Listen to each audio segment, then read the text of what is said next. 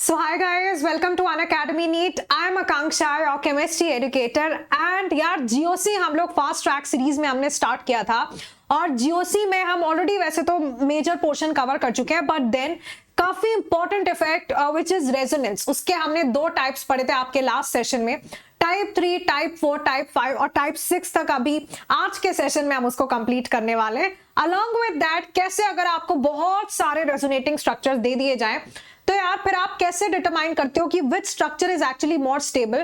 तो the stabilities of different resonating structures at the same time acidic basic strength का क्या order होता है, एसिडिक या basic strength are dependent on what factors, साथ ही साथ one important effect which is hyperconjugation हम आज के ही सेशन में कवर करेंगे। सो आज का सेशन यार बेहद इंपॉर्टेंट होने वाला है। मेक श्योर कि आप सबने सेशन को दिया है पूरा प्यार।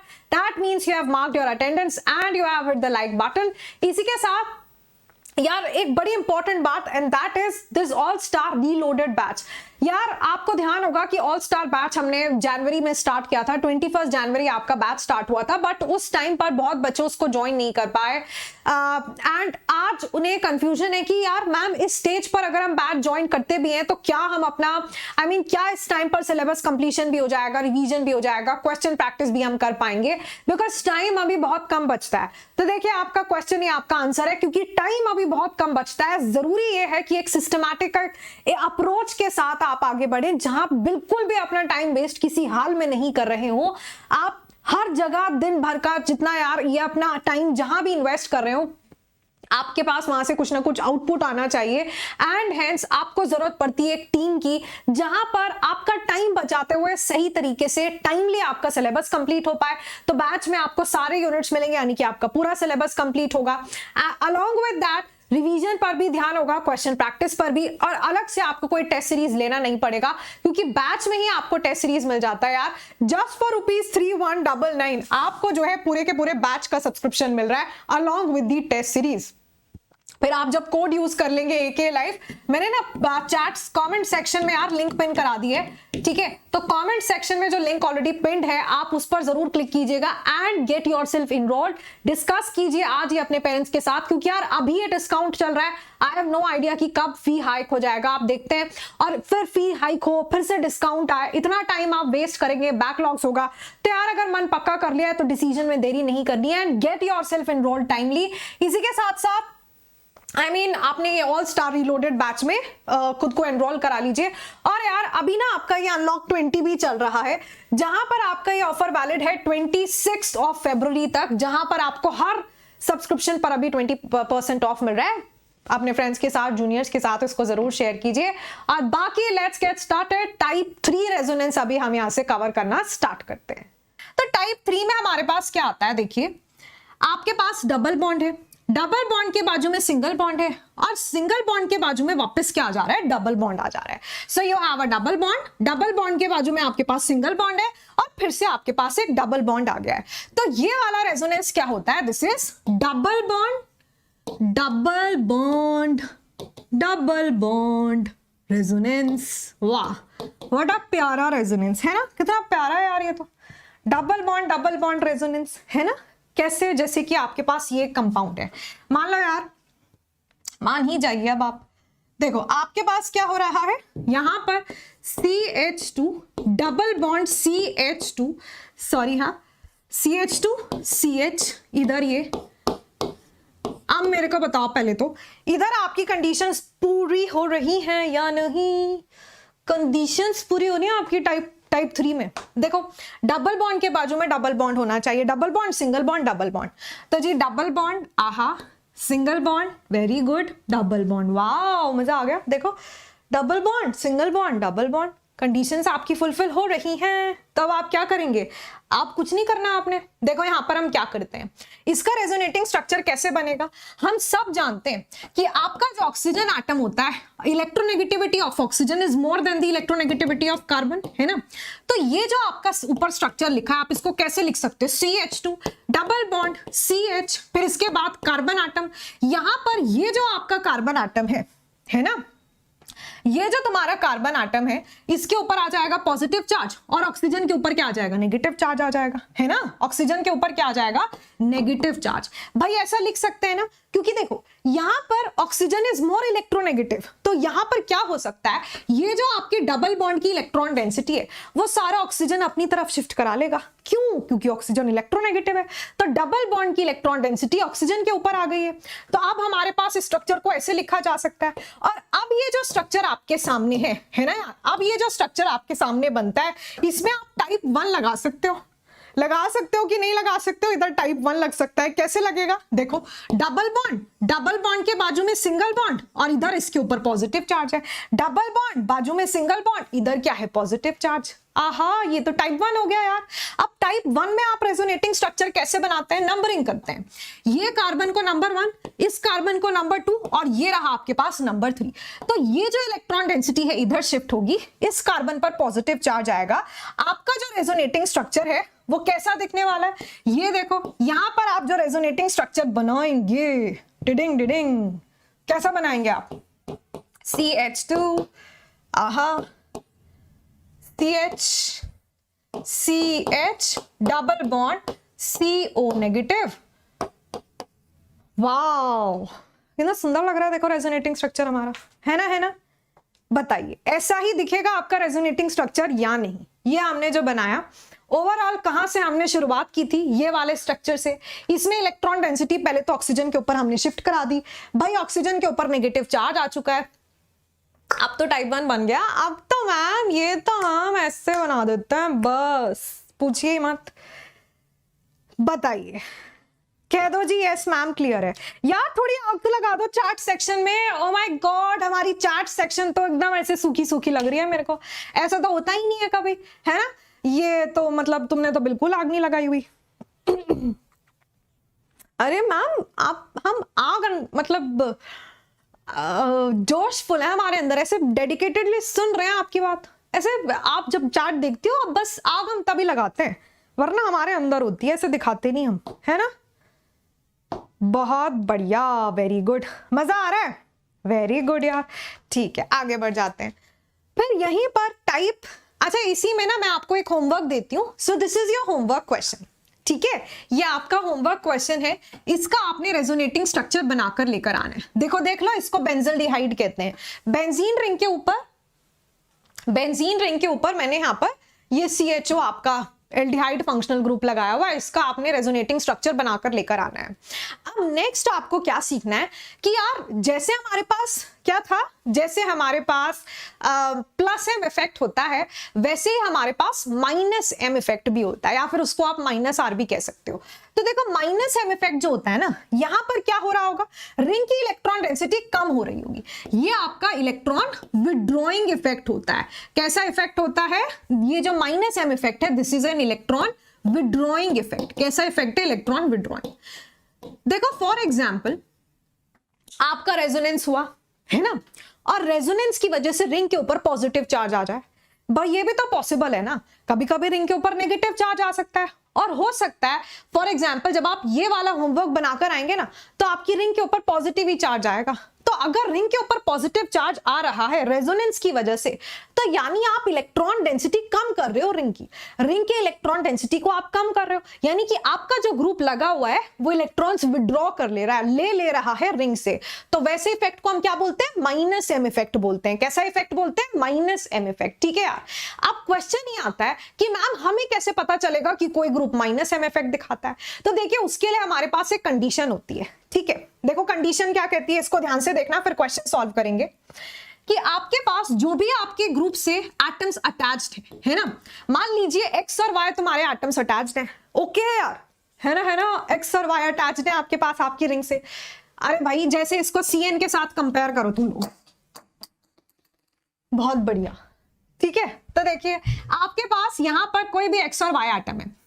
अब उसके बाद इसको ऐसे कंपेयर करिए, मान लीजिए C ट्रिपल बॉन्ड N है, तो ये जो आपका, और यहां पर बेंजीन रिंग बनी हुई है। क्या बनी हुई है, बेंजीन रिंग बनी हुई है। तो रिंग से जो आपका एटम अटैच्ड होता है वो X होता है। रिंग से जो एटम अटैच्ड है, यानी कि यहां पर X कौन है, कार्बन है, Y कौन है, नाइट्रोजन है। तो the atom which is directly attached to the ring that is your X atom. ठीक है यार। फिर क्या होता है, वही होता है जो होना चाहिए, है ना।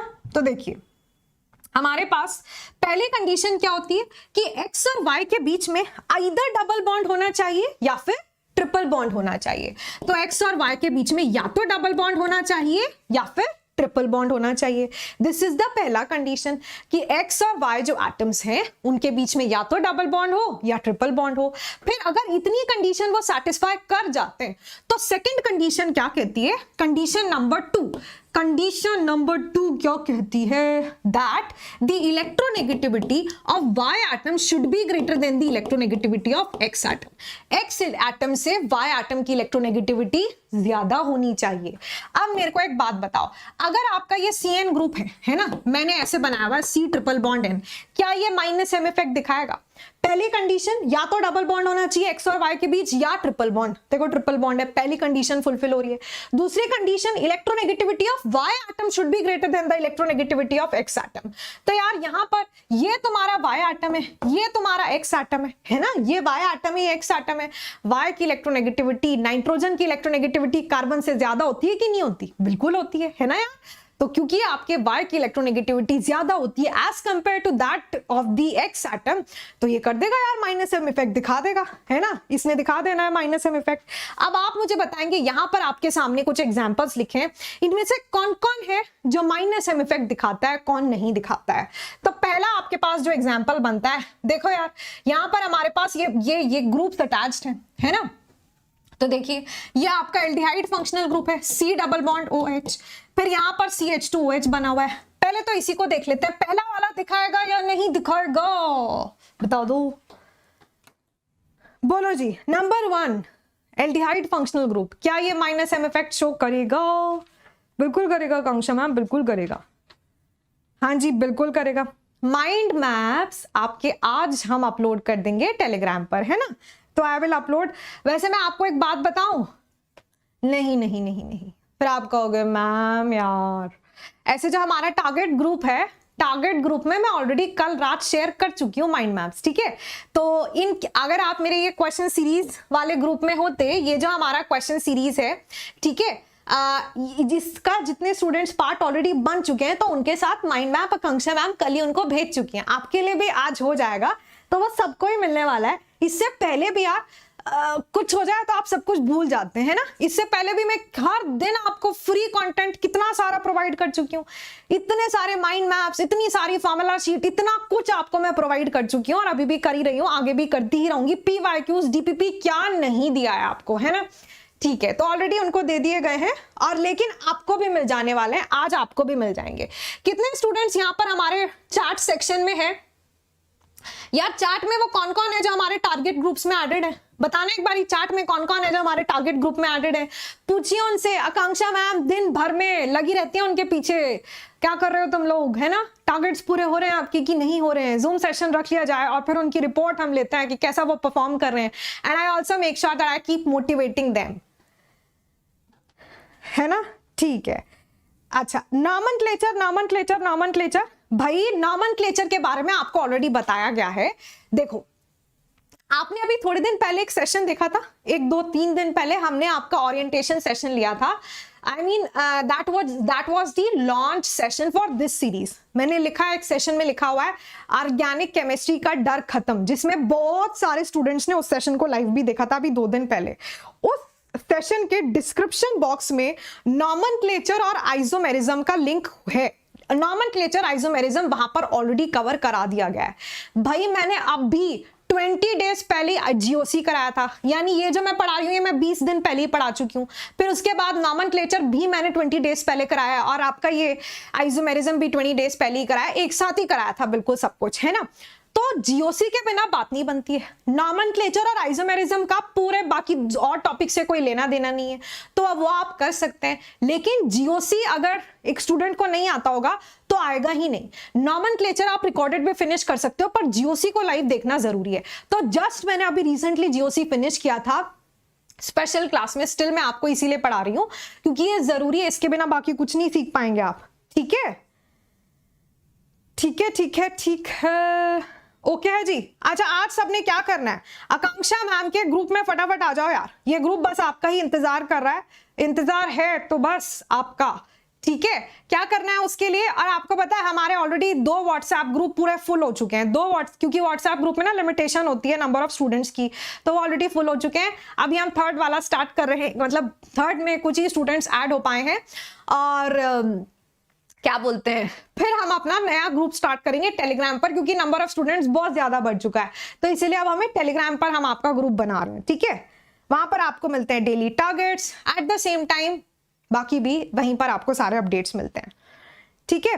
क्या करना है आपको, जब आप ये 374 क्वेश्चन सीरीज का पार्ट बन जाए, मुझे स्क्रीनशॉट भेज देना है।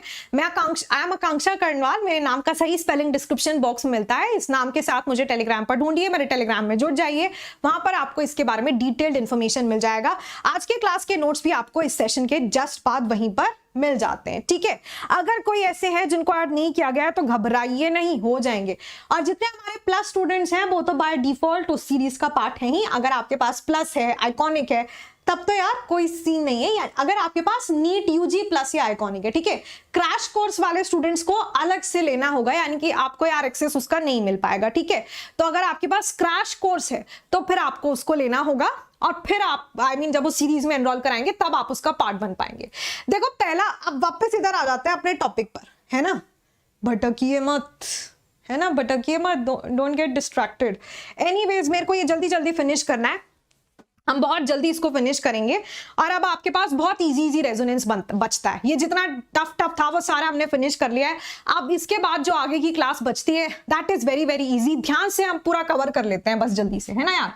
देखो यहाँ पर ये आपका एक्स एटम है, ये आपका वाई एटम है, एक्स और वाई के बीच में डबल बॉन्ड है, पहली कंडीशन पूरी हो रही है। Y atom which is oxygen is more electronegative than x atom, तो यहाँ पर आपका 100% मीजोमेरिक इफेक्ट -m इफेक्ट ये शो कर देगा। ये नहीं करेगा क्योंकि यहाँ पर कोई डबल बॉन्ड ही नहीं है, ये तो कर ही देता है, आपने अभी थोड़ी देर पहले सीखा है। फिर इसके बाद C डबल बॉन्ड हो Cl, तो देखो यार ये X एटम है, ये आपका Y एटम है, तो यहां पर इनके बीच में क्या है, डबल बॉन्ड है, तो ये Y atom is more electronegative, तो ये भी कर देगा। फिर ये आपका sulphur atom, this is your X atom और this is your Y atom, देखो इनके बीच में डबल बॉन्ड है, Y is more electronegative as compare to X, तो ये भी करेगा। फिर N ट्रिपल बॉन्ड C, यहां पर क्या सीन है, यहां पर ये N ट्रिपल बॉन्ड C है, ये कोऑर्डिनेट बॉन्ड होता है बेसिकली, जो 3rd बॉन्ड है, ये तुम्हारा X एटम है और ये Y एटम है। X और Y के बीच में ट्रिपल बॉन्ड तो है, लेकिन यहां पर electronegativity of X is greater than the electronegativity of Y। यहां पर सीन क्या है कि X एटम की इलेक्ट्रोनेगेटिविटी ज्यादा है as compare to the electronegativity of Y atom, जबकि होना क्या चाहिए, Y की इलेक्ट्रोनेगेटिविटी ज्यादा होनी चाहिए X से, है ना। Y की electronegativity should be greater than the electronegativity of X, तो ये नहीं दिखा पाएगा, this will not show -m effect, ये नहीं दिखा पाता है, ठीक है। कह दो जी ओके मैम, यहां तक सबको क्लियर है यार, आगे बढ़ जाते हैं। फिर इसके बाद हमारे पास आता है टाइप 4 रेजोनेंस। क्या आता है, टाइप 4 रेजोनेंस आता है, जो बहुत आसान है। अगर मान लीजिए आपके पास एक डबल बॉन्ड है, डबल बॉन्ड के बाजू में सिंगल बॉन्ड है, और यहां पर ये जो एटम है इसके पास अगर एक फ्री इलेक्ट्रॉन है, अनपेयर्ड इलेक्ट्रॉन है, तो यहां पर इसको हम क्या बोलते हैं, जल्दी से बताओ। ये रेडिकल होता है ना, दिस इज फ्री रेडिकल, है ना। तो हमारे पास ये कौन से टाइप ऑफ रेजोनेंस बन गया इधर, double bond free radical resonance. This is, ये देखो कौन सा टाइप ऑफ रेजोनेंस है, ये डबल बॉन्ड, और डबल बॉन्ड के बाजू में रेडिकल, डबल बॉन्ड के बाजू में रेडिकल, ये वाला रेजोनेंस है। तो यहां पर क्या होता है, CH2 डबल बॉन्ड CH, फिर इस कार्बन एटम के ऊपर ऐसा आपका रेडिकल आ जाए, तो मान लीजिए CH2 है और यार इधर ये रेडिकल बना हुआ है, ठीक है। तो क्या ये वाला रेजोनेंस दिखा देगा, हाँ जी बिल्कुल। कैसे दिखाएगा, देखो यार वापस से आप 2 काम कर देख सकते हैं, या तो अपना पुराना वाला ट्रिक फॉलो करते रहिए, यहां पर 1 2 3। अब क्या होगा, जब आप इसका रेजोनेटिंग स्ट्रक्चर लिखेंगे तो आप क्या करेंगे भाई, ये जो आपका 2 और 3 के बीच में है ना, 2 और 3 के बीच में डबल बॉन्ड है, ये तो इधर आ जाएगा, ठीक है, ये इधर आ जाएगा, और यहां पर आपका क्या बन जाएगा, ये 3rd कार्बन एटम के ऊपर फ्री रेडिकल आ जाएगा, 1 2 और ये 3, तो इनके बीच में डबल बॉन्ड आएगा, 3rd कार्बन के ऊपर रेडिकल बन गया है। लेकिन अगर आप सीखना चाहते हैं कि ये कैसे हुआ है ना, तो देखो यार ये कैसे हुआ है। हमारे पास, मैं नेक्स्ट स्लाइड में बताती हूं आपको, हमारे पास यहां पर क्या हो रहा है उसको देखिए। भाई आपके पास अगर कोई डबल बॉन्ड बनता है ना, इनके बीच में डबल बॉन्ड बनाया हुआ था और यहां आपके पास क्या है, फ्री रेडिकल है। देखो यार डबल बॉन्ड कैसे बना होगा, ये जो डबल बॉन्ड था यहां पर एक इधर इलेक्ट्रॉन होगा, एक इस कार्बन पर इलेक्ट्रॉन होगा, इन दोनों के बीच में ओवरलैप हुआ है, इसकी पी ऑर्बिटल में एक इलेक्ट्रॉन होगा, इसके पी ऑर्बिटल में, फिर ओवरलैपिंग से डबल बॉन्ड का फॉर्मेशन हुआ है। पर अगर ये जो आपका यहां पर ये वाला इलेक्ट्रॉन है, अगर ये वाला और ये वाला कार्बन ओवरलैप कर जाए, यानी कि ये इलेक्ट्रॉन और ये इलेक्ट्रॉन ओवरलैप कर जाए, तो हमारे पास यहां डबल बॉन्ड बनेगा और इस कार्बन एटम के ऊपर ये रेडिकल रह जाएगा, यानी कि ये फ्री इलेक्ट्रॉन रह जाएगा। ऐसा ही तो होगा। तो यहां पर हमने एग्जैक्टली वही किया है। ठीक है, अब एक क्वेश्चन यहां से हम सॉल्व करते हैं और उसका आप रेजोनेटिंग स्ट्रक्चर मुझे बनाकर दिखाओ यार। जैसे यहां पर रेजोनेटिंग स्ट्रक्चर कैसे बनेगा, ये देखो, ये जो आपका स्ट्रक्चर आपके सामने बना है, यहां क्या सीन है, यहां पर आपके पास इधर फ्री रेडिकल दिखाया हुआ है ना, इधर क्या दिखाया हुआ है, ये फ्री इलेक्ट्रॉन दिखाया हुआ है। फिर यहां पर आपके पास फ्री इलेक्ट्रॉन है, यहां पर एक फ्री इलेक्ट्रॉन है। क्यों फ्री इलेक्ट्रॉन है आपके पास, क्योंकि यहां डबल बॉन्ड बन रहा है ना यार, डबल बॉन्ड ऐसे ही बन रहा होगा इलेक्ट्रॉन्स के ओवरलैप से। तो हमारे पास अब ये वाले दोनों इलेक्ट्रॉन्स ओवरलैप करेंगे सच दैट आपके पास यहां डबल बॉन्ड बन जाता है। ठीक है, और इस कार्बन एटम के ऊपर रेडिकल रह जाएगा। तो इसका रेजोनेटिंग स्ट्रक्चर कैसा दिखाई देगा, कुछ इस तरह, डबल बॉन्ड, टिंग डिंग डिंग, आहा, वाह वाह भी वाह, है ना। बोलो जी,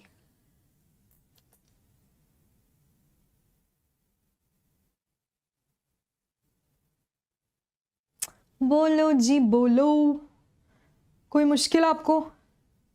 आप जितने स्टूडेंट्स ने ये हमारे बहुत प्यारे 374 बैच में, देखो पहले 449 का बैच था तो मैं 449 कह रही थी, अब ये जो हमारा बेस्ट क्वेश्चन सीरीज है इसमें जरूर एनरोल करा दो यार। मैं दिल से चाहती हूँ कि यहाँ पर जितने स्टूडेंट्स हमारे साथ हैं सब जुड़ जाएं, सो दैट आप सबको मैं वो दे पाऊं जिसके ऊपर मैं इतने दिनों से काम कर रही हूँ। ठीक है, और हम सब क्वेश्चन सॉल्व कर पाए एग्जाम में।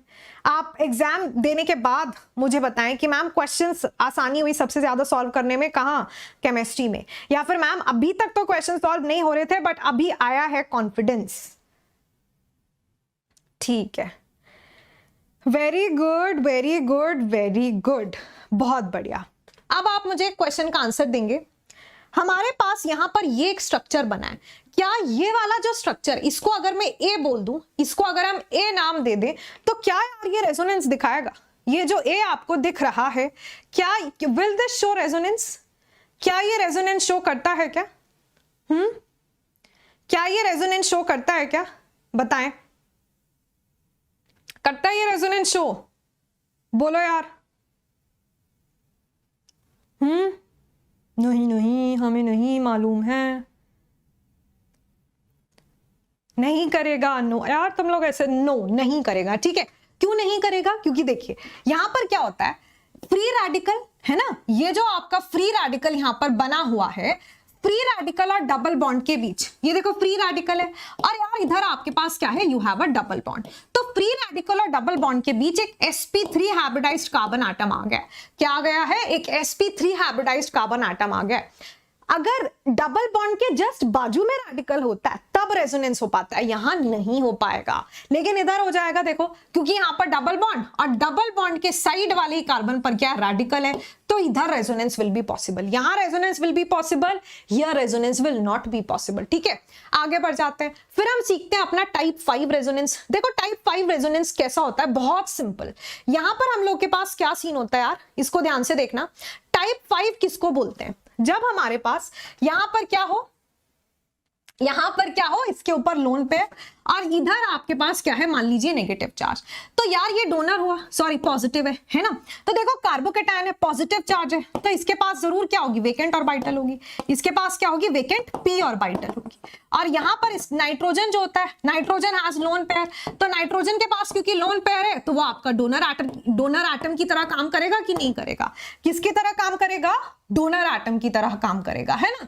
तो हमारे पास जब भी ऐसा टाइप ऑफ रेजोनेंस निकल कर आता है जहां पर आपके पास एक वेकेंट पी ऑर्बिटल है और दूसरा डोनर एटम है, तो जब भी हमें ऐसा डोनर एटम और वेकेंट पी ऑर्बिटल जैसा कॉम्बिनेशन मिला है तो फिर वहां पर टाइप 5 रेजोनेंस आता है। टाइप 5 रेजोनेंस बोले तो जहां पर कोई वेकेंट है और कोई डोनर एटम है। अब देखो यार, ये जो वेकेंट है इसके पास खाली है ना ऑर्बिटल, तो ये किसी से ले लेगा, तो ये क्या बन जाएगा, एक्सेप्टर एटम बन जाएगा। क्या बन जाएगा, एक्सेप्टर बन जाएगा। अब यहाँ रेजोनेंस होता कैसे, नाइट्रोजन इधर इलेक्ट्रॉन डोनेट कर देगा अपने, इनके बीच में क्या बन जाना है, डबल बॉन्ड बन जाएगा।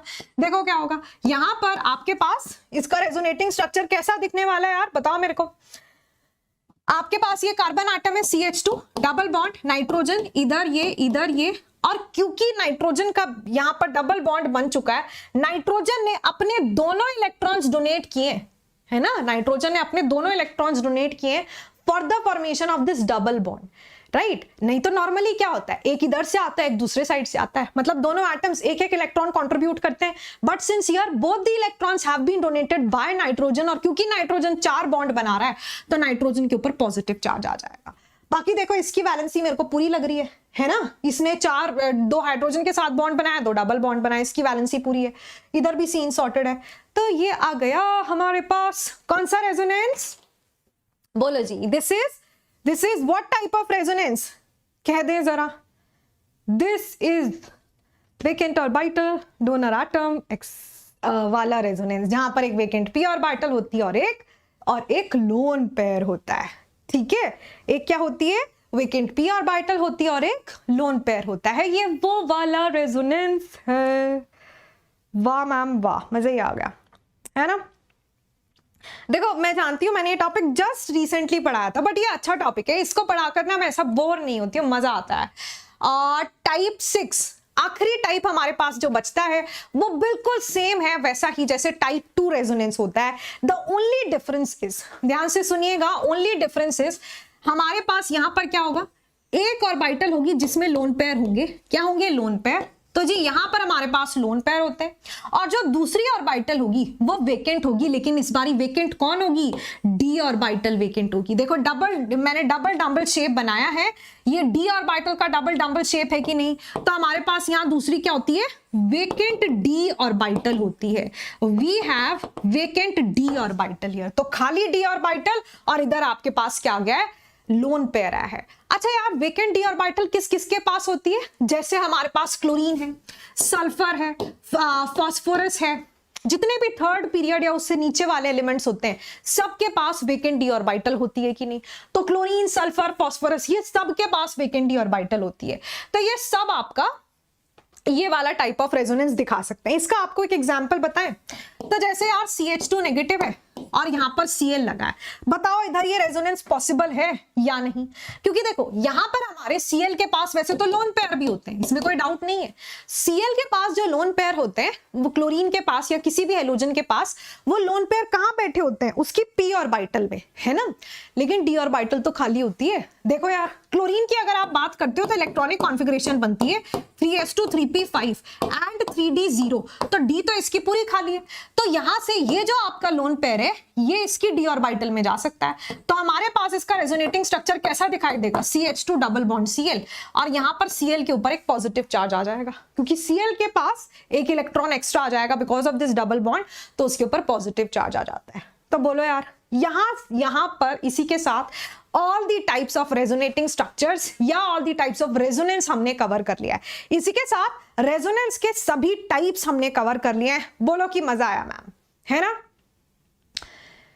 इसी के साथ we have covered all the different types of resonance. हर एक अलग अलग टाइप ऑफ रेजोनेंस जो बनता है हम लोग यार यहां पर उसको कवर कर चुके हैं। मजा आ गया कांक्षा मैम, ठीक है। अब एक बहुत छोटा सा टॉपिक हमें सीखना है ना। फिर इसके बाद अभी हमें सीखना है कि अगर आपको अलग अलग रेजोनेटिंग स्ट्रक्चर्स मिल जाएं तो कैसे आप बता पाएंगे कि कौन सा रेजोनेटिंग स्ट्रक्चर ज्यादा स्टेबल है। पहले तो एक वो टॉपिक हमें पढ़ना है, फिर हम हाइपर कॉन्जुगेशन सीखेंगे, और हाइपर कॉन्जुगेशन एक बारी फिनिश हो जाए फिर हम सीखने वाले हैं एसिडिक और बेसिक स्ट्रेंथ, जो बहुत छोटा सा टॉपिक है, लिटरली 10 मिनट्स में फिनिश हो जाएगा। ठीक है, तो शुरू करते हैं, आगे बढ़ जाते हैं बिना कोई देरी किए। रेजोनेंस अपना पूरा फिनिश हो गया है। मेरे को बताओ यार, ये जो 2 रेजोनेटिंग स्ट्रक्चर्स आपके बने हुए हैं क्या ये सेम है या अलग अलग है। देखो अगर मेरे को किसी को मैं इसको A नाम दे देती हूँ, ये अपना A रेजोनेटिंग स्ट्रक्चर है और ये B रेजोनेटिंग स्ट्रक्चर है। देखिए यहां पर ये वाले ऑक्सीजन एटम के साथ डबल बॉन्ड है, यहां इस वाले ऑक्सीजन के साथ डबल बॉन्ड है। अब अगर मैं किसी को बताना चाहती हूं, इस स्ट्रक्चर को अगर मैं एक्सप्लेन करना चाहती हूं, तो मैं क्या कहूंगी कि आज CH3 है, CH3 के बाद एक कार्बन एटम के साथ सिंगल बॉन्ड है, फिर वो कार्बन एटम ने एक ऑक्सीजन के साथ डबल बॉन्ड बनाया, दूसरे के साथ सिंगल बॉन्ड है और उस ऑक्सीजन पर नेगेटिव चार्ज है। Same explanation goes for this structure as well. तो यार इन दोनों में तो कोई डिफरेंस है ही नहीं, है ना, हालांकि अलग तो है लेकिन ऑक्सीजन तो ऑक्सीजन होता है। वो तो हमें दिख रहा है कि इधर ये वाले ऑक्सीजन पर, इधर ये वाले पर, लेकिन oxygen is oxygen and hence ये दोनों ही आपके सिमिलर स्ट्रक्चर्स बन जाते हैं। कैसे स्ट्रक्चर्स बन जाते हैं? सिमिलर स्ट्रक्चर बन जाते हैं। तो ये दोनों ही क्या कहलाते हैं? इक्विवेलेंट। क्या कहलाते हैं? इक्विवेलेंट रेजोनेटिंग स्ट्रक्चर्स कहलाते हैं, या फिर आप इनको आइडेंटिकल रेजोनेटिंग स्ट्रक्चर्स भी बोल सकते हैं। क्या बोल सकते हैं? These are also identical resonating structures. इसका मतलब एक जैसे दिखने वाले रेजोनेटिंग स्ट्रक्चर्स। और जब भी हमारे पास आइडेंटिकल रेजोनेटिंग स्ट्रक्चर्स का सेट आता है तो कोई भी कम या ज्यादा स्टेबल नहीं होता है, सभी इक्वली स्टेबल होंगे, यानी कि दोनों की स्टेबिलिटी बिल्कुल सेम टू सेम होगी। इसमें आप बता ही नहीं सकते हो कौन ज्यादा स्टेबल है कौन कम स्टेबल है, ऐसा कुछ होता ही नहीं है। Both of these are equally stable, है ना। अब मैं अगर आपसे पूछती हूँ यार, मैं आपसे पूछती हूँ कि मेरे को बताओ, यहां पर आपके सामने 3 स्ट्रक्चर्स गिवन है आपको, A, B और C, और मैं आपसे पूछना चाहती हूँ विच is more stable? A out of A, B and C ज्यादा स्टेबल कौन है यार? A, B और C में ज्यादा स्टेबल कौन है? तो यार ये तो सेम ही है, क्योंकि भाई यहां पर भी डबल बॉन्ड, इधर पॉजिटिव चार्ज है, डबल बॉन्ड पॉजिटिव चार्ज है कार्बन पर, डबल बॉन्ड और टर्मिनल कार्बन पर पॉजिटिव चार्ज है। तो देखा जाए तो all these 3 structures are identical structures, equivalent है, तो सभी की स्टेबिलिटी एग्जैक्टली सेम होगी। पर अगर आपको ये दे दिया जाए जहां पर आपके सामने मान लीजिए एक ऐसा रेजोनेटिंग स्ट्रक्चर आ जाता है, मैं अगर ऐसे बना दूं CH3 CO नेगेटिव पॉजिटिव और यहां OH। देखो यार, अगर आपके सामने यहां पर ये एक सेट आपको दे दिया जाए, this is option A and this is option B, है ना, तो हमारे पास, मेरे को आप बताएंगे out of A and B what do you think which is more stable? अब देखो दोनों अलग अलग हैं, मैंने यहां पर क्या किया है, इलेक्ट्रॉन डेंसिटी को ऑक्सीजन के ऊपर शिफ्ट करा दिया है ना। बताएं अब आप, विच is more stable? Which is more stable? बोलो जी, जल्दी बता दो। Come on, come on, come on. I'll announce the name. Whoever is going to give me the fastest right answer, उनका हम नाम करेंगे announce, and I'll share with everyone that who has given me the right answer. कौन दे रहा है यार right answer, ये बता दो। ऑप्शन A लॉक किया जाए। आकांक्षा मैम की बैटरी लो, सॉरी मतलब मेरी बैटरी तो हमेशा ही सही रहती है, हाँ मेरे फोन की बैटरी लो है, ठीक है, तो उसको भी हम चार्जिंग पर लगा दें। हाँ जी, very good, A is more stable. हमेशा ध्यान रखिए, रूल नंबर 1 कहता है कि वो वाला स्ट्रक्चर ज्यादा स्टेबल होगा, आपकी जो स्टेबिलिटी होती है that is directly proportional to number of pi bonds. जितने ज्यादा पाई बॉन्ड्स होंगे उतना ज्यादा आपका स्ट्रक्चर स्टेबल होगा। तो पाई बॉन्ड किधर ज्यादा है? मेरे को साफ साफ दिख रहा है यार, पाई बॉन्ड तो इधर ज्यादा है। देखो इधर एक पाई बॉन्ड है, इधर एक भी नहीं है, and hence this is more stable. A और बी में A is more stable because उधर ज्यादा नंबर ऑफ डबल बॉन्ड है, ठीक है। तो क्या कहते हैं हम कि stability is directly proportional to the number of double bonds. तो हमेशा ही कभी भी आपको 2 रेजोनेटिंग स्ट्रक्चर्स में कंपेयर करना पड़ जाए तो आप सबसे पहले क्या देखोगे? बाकी दुनिया के सारे रूल बाद में आएंगे, सबसे पहले आप क्या चेक करेंगे? यही चेक करेंगे कि डबल बॉन्ड का डिफरेंस तो नहीं है, जिसमें ज्यादा डबल बॉन्ड है that is going to be more stable. आप जैसे फॉर एग्जांपल ये वाले स्ट्रक्चर में बताओ यार, यहां पर ये आपका ऑप्शन ए है, ये CH2 के ऊपर नेगेटिव चार्ज लगा है, यहां पर this is your A structure और ये B है। अब मेरे को बताओ, डबल बॉन्ड इधर है ना, इधर एक डबल बॉन्ड, इधर एक भी नहीं है, this is more stable without any doubt, ठीक है। ऐसे ही यहां पर सही बना है, कोई गड़बड़ तो नहीं है इसमें। CH2 इधर शिफ्ट करेंगे इलेक्ट्रॉन डेंसिटी, यहाँ बिल्कुल ठीक बना है। अब मेरे को बताओ विच is more stable out of A and B, इसमें ज्यादा स्टेबल कौन है? मेरे ख्याल से सब बता सकते हैं मैम, यहाँ 2 डबल बॉन्ड है, यहाँ एक ही डबल बॉन्ड है, तो this is going to be more stable.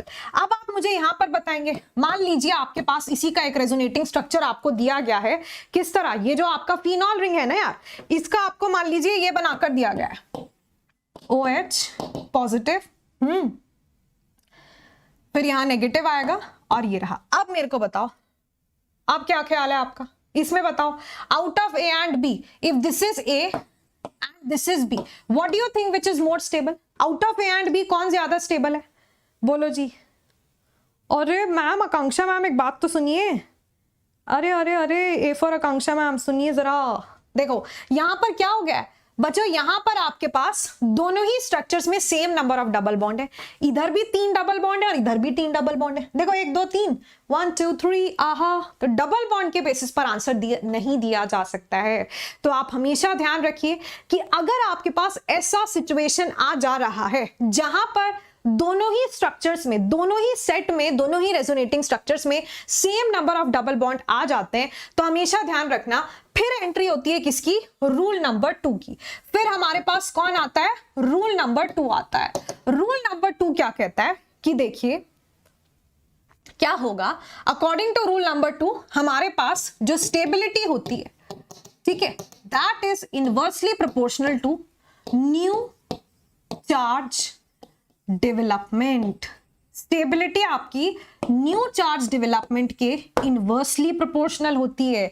यानी कि हमेशा ध्यान रखना, एक न्यूट्रल स्ट्रक्चर या एक ऐसा स्ट्रक्चर जिस पर कम चार्जेस है वो ज्यादा स्टेबल होता है। मैंने आपको पहले ही बताया था, दुनिया में हर चीज न्यूट्रल रहना चाहती है। तो देखो ये न्यूट्रल है और इसके ऊपर चार्जेस है ना, तो which is going to be more stable? ज्यादा स्टेबल कौन होने वाला है? जो न्यूट्रल है। तो अब मेरे को बताओ A और B में ज्यादा स्टेबल कौन होगा यार?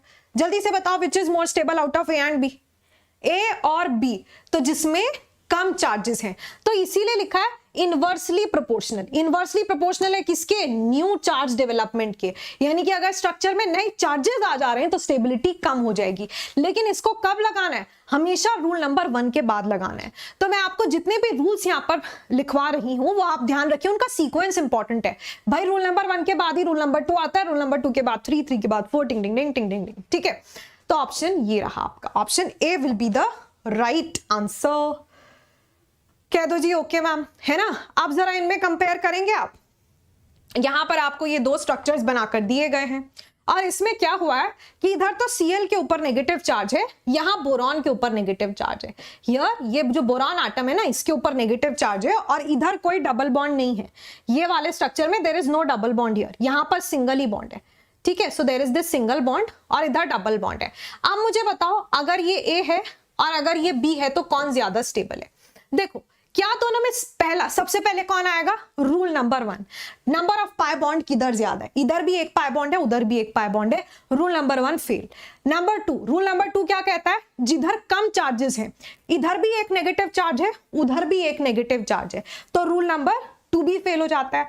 तो रूल नंबर 2 और 3 से अगर आंसर नहीं हो पाए तब रूल नंबर 3 आता है और रूल नंबर 3 कहता है कि जो आपकी स्टेबिलिटी होती है ना, जो आपकी स्टेबिलिटी होती है that is directly proportional to octet completion. यानी कि जिसका भी ऑक्टेट कंप्लीट होगा, वैसा स्ट्रक्चर जिसमें ज्यादातर एटम्स का ऑक्टेट कंप्लीट होगा वो ज्यादा स्टेबल होगा। देखो अगर मैं ये वाला रेजोनेटिंग स्ट्रक्चर देखती हूं तो यार यहां पर बोरॉन की ऑक्टेट कंप्लीट नहीं है, बाकी सबकी ऑक्टेट कंप्लीट है। देखो बोरॉन के आउटर मोस्ट शेल में 1 2 3 4 5 6 कितने इलेक्ट्रॉन्स आएंगे? केवल 6 इलेक्ट्रॉन्स आएंगे, तो इसकी ऑक्टेट कंप्लीट नहीं है।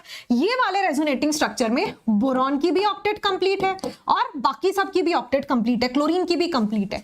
तो यहां पर सबकी ऑक्टेट कंप्लीट है, यहां कंप्लीट नहीं है एंड हेंस ये वाला option will be more stable.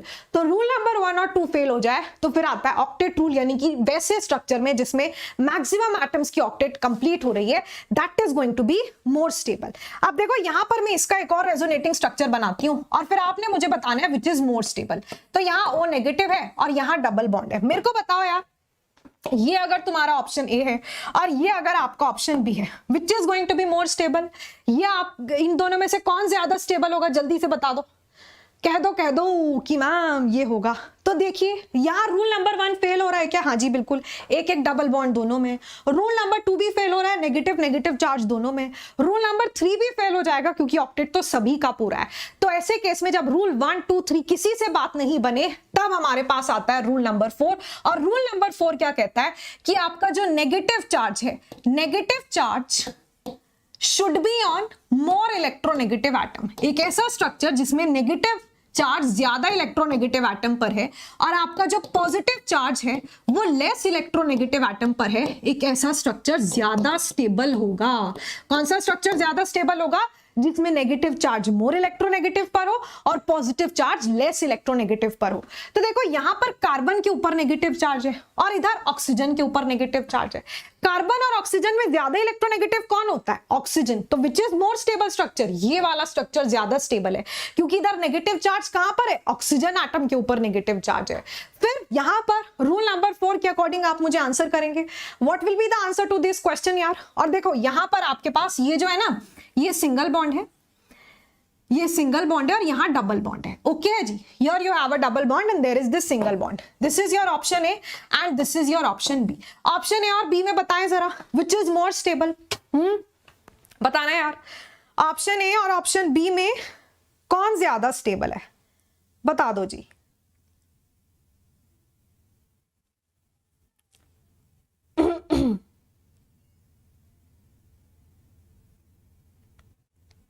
हाँ हाँ हाँ, अरे अरे अरे अरे अरे अरे वाह, तो एकदम एकदम होनहार इंटेलिजेंट बन चुके हैं आप, बहुत बढ़िया। तो दिस इज मोर स्टेबल है ना, क्योंकि ऑक्सीजन एटम के ऊपर नेगेटिव चार्ज है। अब आइए इसमें देखते हैं। अब आप मुझे बताएंगे कि यहां पर अगर ये ए है, इफ दिस इज ए, ये बी है और ये आपका सी रेजोनेटिंग स्ट्रक्चर है, तो out of A B and C what do you think कौन सा रेजोनेटिंग स्ट्रक्चर ज्यादा स्टेबल होने वाला है? भाई ये इधर पॉजिटिव चार्ज है, ठीक है। सब सही बना है ना? देखते हैं एक बारी, टाइपिंग एरर तो नहीं है किधर? नहीं, ठीक लग रहा है, एकदम फर्स्ट क्लास, बहुत बढ़िया, सब बिल्कुल ठीक लिखा हुआ है। अब आप मुझे बताओ यार, which is more stable? A B C में ज्यादा स्टेबल कौन होगा? रूल नंबर 1, जिधर पाई बॉन्ड ज्यादा है वो ज्यादा स्टेबल होता है। तो रूल नंबर 1 के अकॉर्डिंग ऑप्शन ए तो विनर ही है अपना, क्योंकि यार देखो इसमें सबसे ज्यादा पाई बॉन्ड है, इधर 3 है, इधर भी 3 है, इधर भी 3 है। लेकिन फिर रूल नंबर 2 क्या कहता है कि आपका जो मॉलिक्यूल न्यूट्रल होगा, जिसके ऊपर कोई चार्ज नहीं है, वो ज्यादा स्टेबल होता है। तो according to rule number 2 this is most stable, क्योंकि ये न्यूट्रल है, इसके ऊपर कोई चार्ज नहीं है। तो ये तो रूल नंबर 2 के अकॉर्डिंग मोस्ट स्टेबल हो गया। फिर रूल नंबर 3 क्या कहता है कि जहां पर कम चार्जेस होंगे, तो देखो इसमें भी एक पॉजिटिव एक नेगेटिव चार्ज है। ऑक्सीजन के ऊपर पॉजिटिव चार्ज है, इधर एक नेगेटिव चार्ज है, तो इधर एक पॉजिटिव नेगेटिव, इधर भी एक पॉजिटिव और एक नेगेटिव। देखो इस कार्बन एटम पर नेगेटिव चार्ज है, तो यहां पर दोनों पर ही एक पॉजिटिव है एक नेगेटिव है। फिर रूल नंबर 4 कहता है मोर इलेक्ट्रोनेगेटिव पर नेगेटिव चार्ज और लेस इलेक्ट्रोनेगेटिव पर पॉजिटिव चार्ज। ये वाले स्ट्रक्चर में ऑक्सीजन के ऊपर पॉजिटिव चार्ज है, इधर भी ऑक्सीजन के ऊपर पॉजिटिव चार्ज है, इधर भी कार्बन के ऊपर नेगेटिव चार्ज है और इधर भी कार्बन के ऊपर नेगेटिव चार्ज है। तो रूल नंबर 4 भी फेल हो जा रहा है। तो जब आपका रूल 1 2 3 4 सब फेल हो जाए तब हमारे पास आता है रूल नंबर 5। और रूल नंबर 5 क्या कहता है कि आपके जो लाइक चार्जेस होते हैं, लाइक मतलब एक जैसे, लाइक कौन होते हैं यार? जैसे नेगेटिव नेगेटिव या फिर पॉजिटिव पॉजिटिव, वो कैसे होने चाहिए? They should B far far far apart, ठीक है। जितनी दूर है स्ट्रक्चर उतनी ज्यादा स्टेबल बनेगा। क्यों? क्योंकि देखो लाइक चार्जेस के बीच में क्या होता है? रिपल्शन। तो उनको आप पास थोड़ी ना रखना चाहेंगे, नेगेटिव नेगेटिव को पास नहीं रखेंगे क्योंकि रिपल्शन हो जाएगा। तो अगर किसी कंपाउंड में लाइक चार्जेस प्रेजेंट है तो वो दूर होने चाहिए। वहीं अगर आपके पास अनलाइक चार्जेस हैं या फिर जिनको आप ऑपोजिट चार्जेस बोलते हो, क्या बोलते हो? ऑपोजिट चार्जेस बोलते हो, तो वो पास पास होने चाहिए, है ना? क्या होने चाहिए? They should be close to each other. जितने पास होंगे उतना अच्छा है, क्योंकि ऑपोजिट चार्जेस में तो अट्रैक्शन होता है। तो यहाँ चार्जेस ऑपोजिट है या फिर लाइक है? बताओ, यहां पर ऑपोजिट चार्जेस है ना, पॉजिटिव नेगेटिव पॉजिटिव नेगेटिव। तो ये वाले स्ट्रक्चर में यार पास में, इधर पास है, सिर्फ एक ही कार्बन की दूरी है, इधर ज्यादा दूर है। देखो इधर 1 2 3 3 कार्बन एटम की दूरी है, तो ज्यादा स्टेबल कौन हो जाएगा? बी और सी में बी हो जाएगा followed by C, according to rule number 5। Rule number 5 ने क्या कहा कि नेगेटिव चार्जेस जितने क्या होंगे, आई मीन ऑपोजिट चार्जेस पास होंगे, नेगेटिव चार्ज लाइक चार्जेस दूर होंगे, उतना आपका स्ट्रक्चर स्टेबल बनेगा। ये रूल सबको क्लियर हुआ? आगे बढ़ जाते हैं। फिर इसके बाद अब आप मुझे बताएंगे, यहां पर इसको हम यहां पर रूल नंबर 6 लास्ट रूल देखो अब आपका क्या कहता है। यानी कि अगर रूल 1 2 3 4 5 हमने सब लगाकर देख लिया और सारे रूल्स फेल हो जाएं, तब हमारे पास एंट्री होती है रूल नंबर 6 की। देखो ये ऑप्शन ए है और ये ऑप्शन बी है, बिल्कुल ठीक है, ये आपका ऑप्शन बी है। व्हाट डू यू थिंक दोनों में ज्यादा स्टेबल कौन है? बोलो जी, क्या ख्याल है आपका? विच इज मोर स्टेबल? ज्यादा स्टेबल कौन है? क्या लगता है आपको? क्या ख्याल है आपका? हाँ बिल्कुल, यहां आता है फ्राइज रूल। अच्छा एक बात बताओ, डिनर कौन कौन कर आया और कौन नहीं कर आया? बस ये लास्ट रूल है, हो गया। इसके बाद रेजोनेंस टॉपिक फिनिश। फिर इसके बाद हम करेंगे हाइपर कॉन्जुगेशन। हाइपर कॉन्जुगेशन हम फिनिश कर लेंगे विद इन नेक्स्ट 15 मिनट, और वो भी बहुत मजेदार है। थकेंगे नहीं आप उसको करने में, कुछ नहीं है। मैंने आपको एक कॉन्सेप्ट पढ़ाना है और आपने क्वेश्चन सॉल्व करना है, दैट्स इट। फिर इसके बाद हम लोग आपका एसिड बेस स्ट्रेंथ सीखेंगे। चैप्टर फिनिश, जीओसी फिनिश हो जाएगा आपका, ठीक है। पर मजा अगर आपको आ रहा है तो सोचिए, जब आप पढ़ रहे हैं तब इतना मजा आ रहा है, क्वेश्चन सॉल्व करते समय कितना मजा आएगा। बेस्ट क्वेश्चन सीरीज में कोई नहीं भूलेगा पार्टिसिपेट करना। आकांक्षा मैम को सच में फॉलो करते हो तो आपने वो क्वेश्चन सीरीज में पार्टिसिपेट करना ही करना है। वैसे भी स्पेशल क्लास में अब मैं डेडिकेटेड प्रैक्टिस नहीं करा रही हूं आपको, डेडिकेटेड प्रैक्टिस कराने का टाइम मिल ही नहीं पाएगा, क्योंकि मुझे आपका मॉक टेस्ट भी लेना है। भाई मुझे आपका मॉक टेस्ट भी लेना है, ऐसा नहीं है कि मुझे आपको सिर्फ खुश कर देना है क्लास में बुलाकर पोल लगाकर, नहीं। उससे क्या होगा, जो आपको आता है वो फिर भी आता होगा, जो नहीं आता है वो फिर भी नहीं आता होगा। दिस इज नॉट बायोलॉजी या फिर इनऑर्गेनिक केमिस्ट्री, जहां पर आप क्लास में आए, मेरी स्पेशल क्लास में, आपने पोल लॉक किया, आपको पता चल गया आपको क्या आता है क्या नहीं आता है, बस हो गया। जो नहीं आता उसको वापस जाकर लर्न कर लो। यही होता है ना। बायोलॉजी में क्या है कि जो आपको नहीं आता, या फिर इवन इन ऑर्गेनिक केमिस्ट्री आपको आता है, वेरी गुड, नहीं आता है जाकर लर्न कर लो। पर physical chemistry, physics, organic chemistry, तुम वहां पोल देते हो, तुम्हें आता है, वेरी गुड। जो नहीं आता है उसका क्या, वो तो आपको फिर भी नहीं आता है ना। और टेस्ट लेना भी जरूरी है। तो अगर मैं क्लास में, स्पेशल क्लास में तुम्हें प्रैक्टिस कराती हूँ तो टेस्ट रह जाएगा, टेस्ट कराऊंगी प्रैक्टिस रह जाएगा। और बहुत कुछ है जो कराया जा सकता है। ट्रेंड्स, एक ही वन शॉट में सारे ट्रेंड्स लिखवा दूं आपको, वन शॉट में सारे एक्सेप्शंस, वन शॉट में इनऑर्गेनिक केमिस्ट्री की सारी रिएक्शंस, वो हम सब करेंगे अभी कुछ दिनों में स्पेशल क्लास पर। लेकिन डेडिकेटेड प्रैक्टिस हर एक पर्टिकुलर चैप्टर का सिर्फ यहीं पर होगी, ये जो आपकी क्वेश्चन प्रैक्टिस सीरीज है, जिसका लिंक डिस्क्रिप्शन बॉक्स में। कोड लगाना मत भूलना। कुछ स्टूडेंट्स बहुत ज्यादा एक्साइटेड है ना, जोश जोश में क्या करते हैं, कोड ही नहीं लगाते। भाई कोड नहीं लगाओगे तो तुम्हें डिस्काउंट नहीं मिलेगा, आपको हो जाएगा नुकसान। कितने रुपीस का? 125 रुपीस का, ठीक है। तो मेक श्योर कि आप कोड जरूर लगा रहे हो और मेरे साथ स्क्रीनशॉट शेयर करोगे भाई, तभी आपको मैं टारगेट ग्रुप में ऐड कर पाऊंगी, ठीक है। Only then I'll be able to add you to my target groups if you share your screenshots with me. तो make sure कि आप मेरे साथ अपना स्क्रीनशॉट भी जरूर शेयर कर रहे हो, ठीक है। ओके जी, ओके जी, ओके। सच्ची मुच्ची फॉलो करते हो ना आकांक्षा मैम को, है ना, समझ आता है ना सब कुछ, तो बस फिर यार, फिर वहां पर आने में क्या देरी है। चलिए आगे बढ़ जाते हैं, आगे बढ़ जाएं, ठीक है, आगे बढ़ जाते हैं। अब मेरे को बताओ इन दोनों स्ट्रक्चर्स में क्या होगा। हमेशा ध्यान रखना है कि हमारे पास जब ऐसा सीन आ जाता है यार, तो हम क्या कहते हैं, फ्राइज रूल लगाइए। क्या लगाइए? फ्राइज रूल लगाइए। इसीलिए मैंने पूछा था डिनर कौन कौन कर आया है। जो नहीं कर आया, फ्राइज देकर आपके पेट में, हमेशा तो मैं कहती हूँ दिल हलचल है ना, दिल में हलचल होती है, पर आपके ऐसा टमी में हलचल हो सकती है अब प्राइस रूल सुनने के बाद, है ना। प्राइस रूल क्या कहता है कि आपके पास जो स्ट्रक्चर आपको दिया गया है उसमें उसकी स्टेबिलिटी जो होगी डिपेंड करती है, अकॉर्डिंग टू रूल नंबर 6, जो स्टेबिलिटी होती है that is directly proportional to the number of benzene rings. यानी कि वो वाला स्ट्रक्चर ज्यादा स्टेबल होगा जिसमें ज्यादा नंबर ऑफ बेंजीन रिंग आएंगी। देखो ये वाला जो अपना स्ट्रक्चर है यार, पहला वाला देखो ऑप्शन ए, यहां पर ये एक बेंजीन रिंग पूरी बन रही है कि नहीं, क्योंकि देखो बेंजीन रिंग ऐसी दिखती है, यहां ऐसा दिखता है एक बेंजीन रिंग। तो देखो ये वाले क्या है, ये कार्बन एटम्स ही तो है। कार्बन कार्बन के बीच में क्या है, double bond, there is this double bond between these two carbon atoms.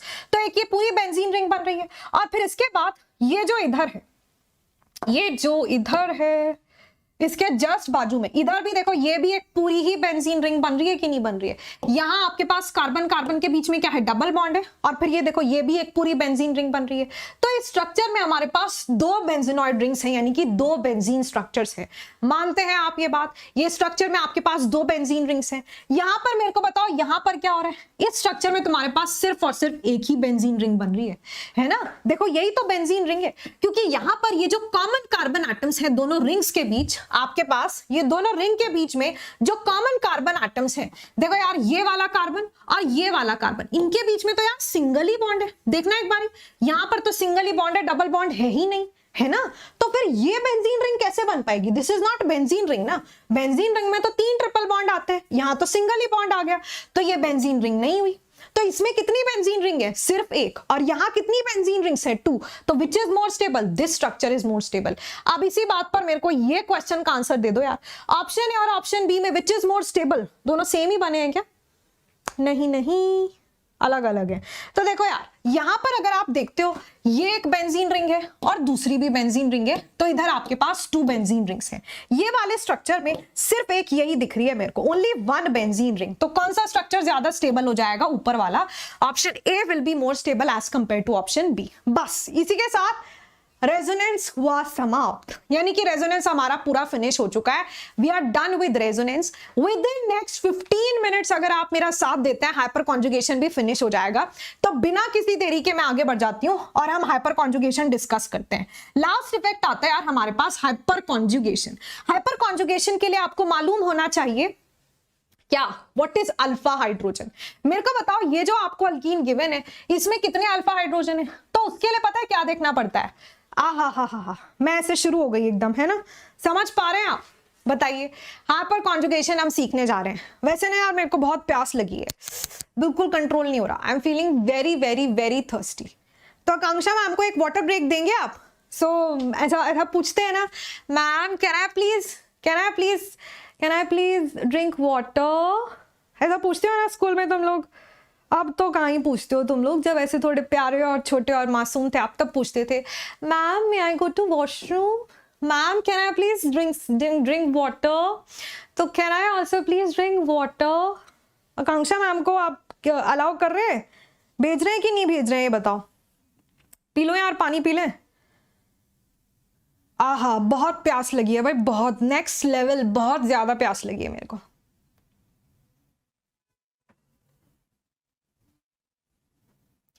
अरे वाह यार, तुम ही पिला दो मेरे को। हाँ मतलब आकांक्षा मैम को ऐसा प्यास लगी, आप पानी नहीं पिला पा रहे, बताओ। हाँ ठीक है। तो नहीं नहीं, मैंने डिनर किया है, so I had dosa for dinner. ठीक है, तो मैं तो ऐसे डिनर कर कर आई हूँ यार। पता है मुझे बहुत मुश्किल होती है जब मैं बिना डिनर किए क्लास लेती हूँ, क्योंकि फिर क्या होता है, क्लास में तो चलो फिर तुम लोग को देखकर मेरे अंदर एनर्जी आई जाती है, लेकिन क्लास के बाद बहुत गड़बड़ सीन हो जाता है। फिर मैं डिनर करती हूँ after class. After class means sometimes 11:30, sometimes 10:30, sometimes even beyond that. फिर यार क्लास के बाद मैं डिनर करती हूँ, फिर मेरी रात बहुत लंबी हो जाती है ना। डिनर के बाद इमीडिएटली आप सोते भी नहीं है, तो इसीलिए मेरे को चाहिए। अरे वाह अरे वाह अरे वाह, ब्लू है पानी, पानी मुझे दिख रहा है चैट सेक्शन में। तो मेरे को give me just 1 minute and I will be back with in less than a minute. तो सब यहीं रहेंगे, आप भी हैव सम वाटर, है ना, और फिर हम हाइपर कॉन्जुगेशन करते हैं। लेकिन उससे पहले आप मुझे सोचकर बताओ यार, इधर कितने अल्फा हाइड्रोजन है ये वाले स्ट्रक्चर में, और ये वाले स्ट्रक्चर में कितने अल्फा हाइड्रोजन है। ये देख लो दूसरा वाला स्ट्रक्चर ना ठीक से दिख नहीं रहा है, ये लो इसको भी देख लो। दोनों स्ट्रक्चर्स में आपने मेरे को बताना है how many alpha hydrogen do we have, है ना। दोनों में कितना कितना अल्फा हाइड्रोजन आपके पास है। आते हैं हम विद इन, क्या कहा था मैंने, लेस देन अ मिनट। ठीक है।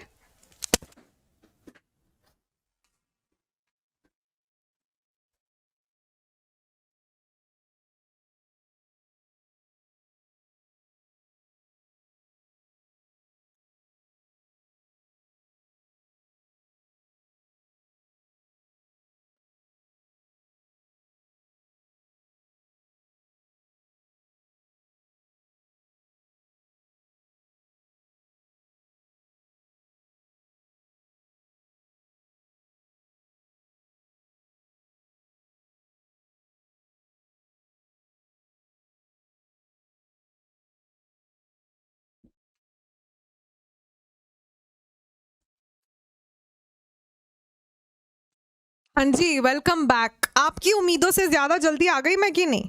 है ना? है ना, है ना, है ना? आपकी उम्मीदों से ज्यादा जल्दी आ गई आकांक्षा मैम या नहीं आ गई, ये बताओ। देखो, टैलेंट टैलेंट देख रहे हो आप आकांक्षा मैम का?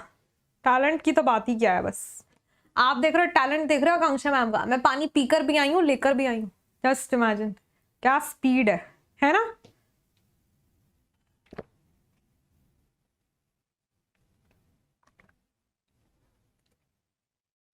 ये लीजिए, भार्गव पूछ रहे हैं आकांक्षा मैम हमारे लिए लेकर आई हैं आप पानी की? नहीं, ये ले लो यार। देखो, ऐसे टाइम पास के लिए ये कह तो सकती हूँ मैं कि ले लो यार, बाकी तुम ले भी नहीं सकते, मैं दे भी नहीं सकती हूँ, है ना? टाइम पास ही हो सकता है, मैं आपको कह सकती हूँ ले लीजिए। बताओ, फीलिंग आ रही है ऐसे लेने वाली? मतलब कैमरा के पीछे से कैसे ही लोगे यार, है ना? मीटअप करेंगे तब तब पिलाएंगे आपको पानी।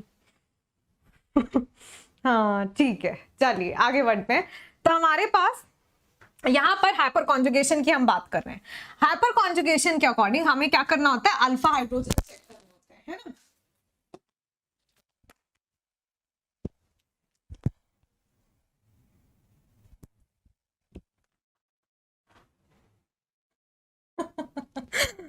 कितने प्यारे हो यार तुम लोग, ऐसे मासूम बच्चे हैं एकदम।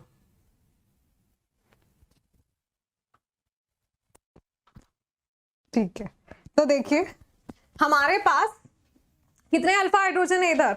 बोलो जी बोलो, चुप ना रहे, बोलिए कितने अल्फा हाइड्रोजन है? यहां पर अगर ये वाला स्ट्रक्चर आप देखते हैं तो देखिए ये दो कार्बन एटम्स के बीच हमारे पास डबल बॉन्ड है। तो अल्फा हाइड्रोजन किसको कहते हैं? पहले तो ये समझो यार कि हमारे पास ये वाला कार्बन कैसा है? डबल बॉन्ड वाला कार्बन है। ये कार्बन और ये कार्बन के बीच में डबल बॉन्ड बना है। तो डबल बॉन्ड के जस्ट बाजू वाला carbon atom, double bonded carbon atoms के जस्ट बाजू वाला कार्बन एटम क्या कहलाता है? अल्फा कार्बन कहलाता है। तो हमारे पास ये जो कार्बन है दिस इज अल्फा कार्बन। ये वाला कार्बन कैसा है? अल्फा कार्बन है। और अल्फा कार्बन से जुड़े सभी हाइड्रोजन्स क्या होते हैं? अल्फा हाइड्रोजन होते हैं। तो डबल बॉन्ड से जस्ट डायरेक्टली अटैच जो कार्बन एटम होता है, देखो ये डबल बॉन्ड वाला कार्बन है, उससे डायरेक्टली जुड़ा हुआ कार्बन इज अल्फा कार्बन। और अल्फा कार्बन से जितने भी हाइड्रोजन अटैच्ड होते हैं वो सारे अल्फा हाइड्रोजन होते हैं। इस तरह से यहां पर कितने अल्फा हाइड्रोजन है भाई? 3 अल्फा हाइड्रोजन है। इधर आ जाओ, ये जो आपका दूसरा स्ट्रक्चर है यार, इसमें आप देख पा रहे हैं कि ये वाले और ये वाले कार्बन के बीच क्या है? डबल बॉन्ड है ना? ये दो कार्बन एटम्स के बीच में you have a double bond. फिर इसके जस्ट बाजू वाला कार्बन यानी कि ये वाला कार्बन और ये वाला कार्बन क्या है आपका? अल्फा कार्बन है ना? ये कार्बन कैसे है? अल्फा कार्बन है। तो यार अल्फा कार्बन से जुड़े सभी हाइड्रोजन्स, अल्फा कार्बन एटम से जुड़े सभी हाइड्रोजन्स क्या होते हैं? अल्फा हाइड्रोजन्स होते हैं। तो कितने हो जाएंगे? 6 अल्फा हाइड्रोजन्स हो जाएंगे या नहीं? यार इधर ना रूम में एक तो मच्छर है, नेक्स्ट लेवल परेशान कर दिया उसने आपकी आकांक्षा मैम को। देखो यार मच्छर है हमारे रूम में, इधर एक मच्छर, और मैं इधर से इधर चलती हूँ तो वो इधर आ जाता है, फिर मैं इधर से इधर चलती हूँ तो इधर भी आ जाता है। इतना प्रॉब्लम किया हुआ है ना, बस क्या बताएं, बहुत इरिटेट कर दिया है मुझे। देखना यार ऐसे आकांक्षा मैम को परेशान करते हैं लोग, क्या करें बताएं, क्या किया जाए? लोगों का मच्छर का क्या किया जाए? हाँ जी तो देखिए ये हुआ। अब आप मुझे बताएंगे यहां पर ये जो आपका अल्कीन है यार, इसमें बता दो, ये बता दिया तो बस फिर सब आता है आपको। आप मुझे बताएं यहां पर आपके पास कितने अल्फा हाइड्रोजन्स हैं? तो देखिए ये दोनों कार्बन एटम्स पर क्या है? डबल बॉन्ड है मैम। इससे डायरेक्टली अटैच जो कार्बन एटम्स हैं, ये वाले कार्बन और ये वाले कार्बन से डायरेक्टली अटैच जो कार्बन है, ये भी है, ये भी है, ये भी है, ये भी है। तो 3 + 3 + 3 + 3 विच इज 12। तो वी हैव 12 अल्फा हाइड्रोजन्स। कितने अल्फा हाइड्रोजन है यार? 12 अल्फा हाइड्रोजन्स हैं। फिर हमारे पास नेक्स्ट बात क्या आती है कि जो आपकी अल्कीन की स्टेबिलिटी होती है, कोई भी अल्कीन उतना ज्यादा स्टेबल होगा, यानी कि हमारे अल्कीन की जो स्टेबिलिटी होती है that is directly proportional to the number of alpha hydrogen. आपने देखा होगा ना, हमारे पास ऐसे रिएक्शंस होती हैं, आगे आप देखोगे कि भाई रिएक्शन होती है, फिर उसमें 2 टाइप की अल्कीन बनती है, फिर हम बोलते हैं ये मेजर अल्कीन है और ये कैसी है? माइनर अल्कीन है। तो मेजर कैसे बताते हो आप? मेजर मतलब जो ज्यादा स्टेबल है, जिसमें ज्यादा नंबर ऑफ अल्फा हाइड्रोजन है। माइनर मतलब जो कम स्टेबल है, जिसमें कम नंबर ऑफ अल्फा हाइड्रोजन है। तो जिसमें ज्यादा नंबर ऑफ अल्फा हाइड्रोजन है that is more stable alkyne. तो अब आप ये ऑप्शंस में से मेरे को देखकर बताओ which is more stable, Vinayak, आपको स्क्रीनशॉट कहाँ सेंड करना है ना, ये आपको पता चल जाएगा। टेलीग्राम ज्वाइन कर लो, आकांक्षा मैम का टेलीग्राम, मेरे नाम से टेलीग्राम है, आकांक्षा कर्णवाल, मेरे नाम का स्पेलिंग मिल जाएगा डिस्क्रिप्शन बॉक्स में, वहां आपको सारा डिटेल मिल जाएगा कहाँ आपको स्क्रीनशॉट शेयर करना है, कैसे करना है, ठीक है। ये वाले स्ट्रक्चर में यहां पर डबल बॉन्ड बना हुआ है, इधर डबल बॉन्ड बना हुआ है भाई, तो जी ये ए है, ये बी है और ये सी है। बताओ कौन सा alkene is more stable out of A B C? What do you think which alkene is more stable? कौन सा अल्कीन ज्यादा स्टेबल है? सब अल्कीन है ना, देखो सब में डबल बॉन्ड बना है यार, है ना। आप क्या करेंगे, अल्फा हाइड्रोजन चेक करेंगे। पहले वाले में ये देखो, ये आपके डबल बॉन्ड वाले कार्बन आटम है, तो अल्फा हाइड्रोजन कौन होगा? ये अल्फा कार्बन है, ये अल्फा कार्बन है, ये भी अल्फा कार्बन है, ये भी अल्फा कार्बन है। ये वाले अल्फा कार्बन से 2 हाइड्रोजन्स जुड़े होंगे, बैलेंसी पूरी कर दो यार कार्बन की, इधर 3 होंगे, इधर 3 होंगे, तो 3 + 3 6, 6 + 2 8, 8 + 2 10, अल्फा हाइड्रोजन कितने हो? इधर 10 हो गए, 10 अल्फा हाइड्रोजन है। फिर यहां पर आपके पास ये carbon double bonded carbon atoms हैं, है ना। तो आपके पास यहां पर ये एक हाइड्रोजन है, इधर 2 हाइड्रोजन है। बोलो जी कितने आपके पास, कितने 1 2 3 अल्फा हाइड्रोजन कितने हैं? 3 अल्फा हाइड्रोजन है। इधर क्या होगा, यहां पर आपके पास अरे अरे अरे अरे ओए होए 1 और लास्ट, ये मुझे ही दिख रहा है कि आपको भी ऐसा लग रहा है, ये तो सेम टू सेम हो गए। तो इधर बनाते हैं डबल बॉन्ड, यहां बनाते हैं, है ना। हाँ जी, यहां बनाएंगे डबल बॉन्ड। अब बताएं, यहां पर डबल बॉन्ड बनाने के बाद मुझे दिख रहा है कि भाई यहां पर अगर लाइन बनी हुई है, इसका मतलब ये भी कार्बन है और ये भी कार्बन है। तो इस कार्बन पर यह आपका अल्फा कार्बन जो है, there is no alpha hydrogen here, लेकिन यहां पर 2 अल्फा हाइड्रोजन मिल जाएंगे। तो इधर कितने अल्फा हाइड्रोजन है? 2। इसका मतलब ये वाला structure will be most stable, followed by this, और सबसे आखिरी में वो जो मैंने लिखा है। आप सबको समझ आया? सही लिखा है मैंने कि नहीं लिखा, ये बता दो, है ना।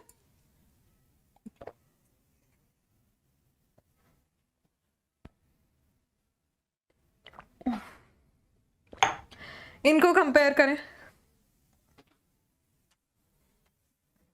Option A and option B, option A and option B, option A option B, बताओ जी what do you think which is more stable? कौन ज्यादा स्टेबल है? अल्फा हाइड्रोजन चेक करें, 1 2 3 4, 1 2 3 4 5 6 7, 7 आएंगे इधर की नहीं? अल्फा हाइड्रोजन कितने आएंगे? 7। इधर कितने आएंगे भाई? 4। तो कौन ज्यादा स्टेबल हुआ? 7 वाला ज्यादा स्टेबल हुआ। आगे बढ़ जाएं, इधर बताएं यहां पर क्या होगा। इधर देखो, इधर डबल बॉन्ड बना हुआ है, यहां पर डबल बॉन्ड है, तो इसमें कितने अल्फा हाइड्रोजन होंगे? 1 2 3 4 5 6 7 8 9, 9 अल्फा हाइड्रोजन। इस इधर कितने होंगे? 1 2 3 4 5, कितने हाइड्रोजन? 5 alpha hydrogen. इधर कितने होंगे?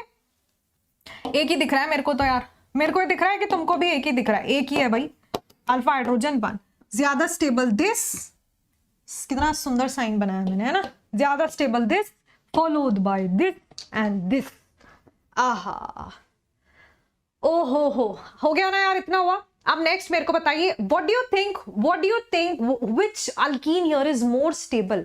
तो देखो यार, यहां पर ना आपका जो आंसर आएगा that will not be on the basis of hyper conjugation। वैसे भी हाइपर कॉन्जुगेशन अगर तुम लगा भी दोगे ना, तो देखो इसमें भी कितने अल्फा हाइड्रोजन है? 1 2 3 4, 4 अल्फा हाइड्रोजन।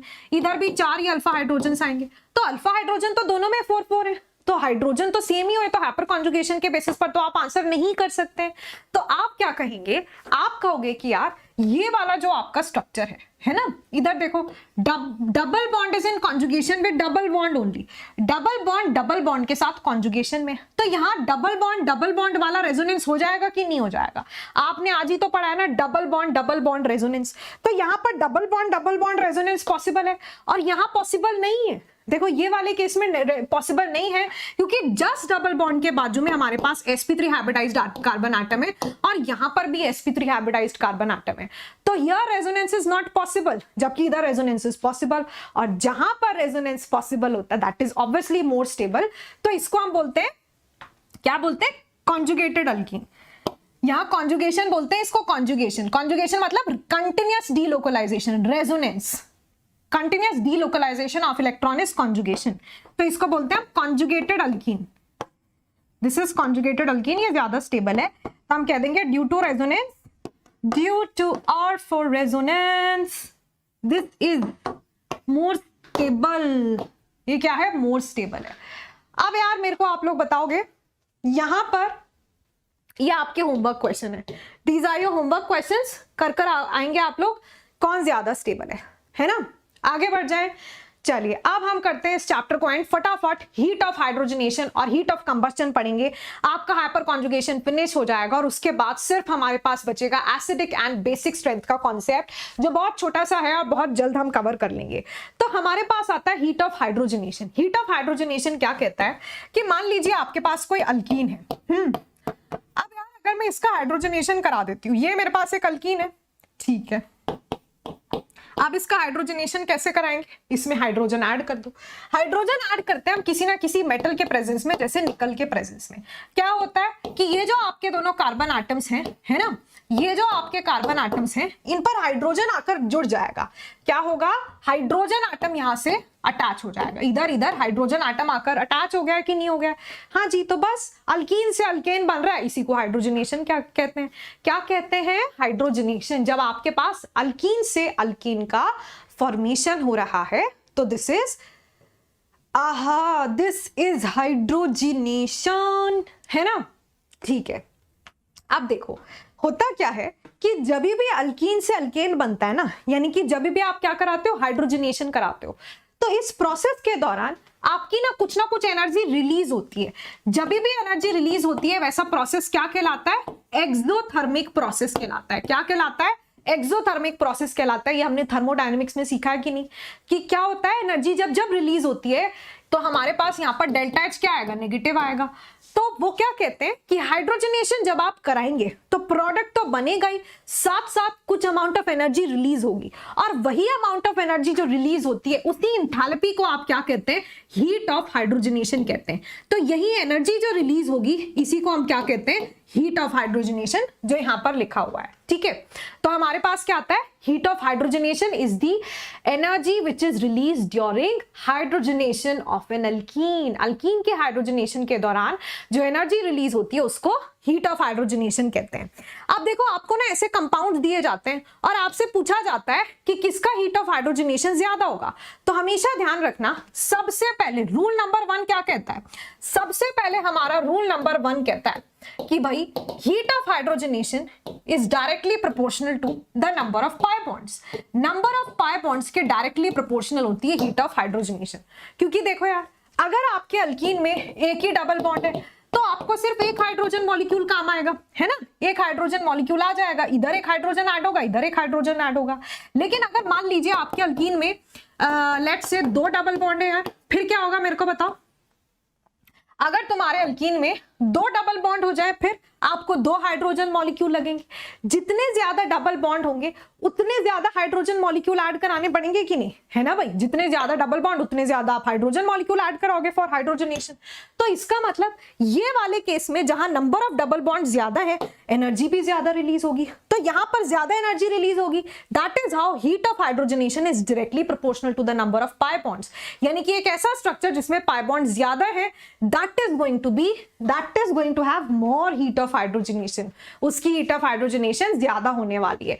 तो यहां पर ए और बी में अगर कंपेयर करें, ए की हीट ऑफ हाइड्रोजनेशन ज्यादा होगी क्योंकि ए में ज्यादा नंबर ऑफ पाई बॉन्ड्स हैं, क्योंकि ए वाले स्ट्रक्चर में क्या है? ज्यादा नंबर ऑफ पाई बॉन्ड्स हैं। कह दो जी ओके मैम।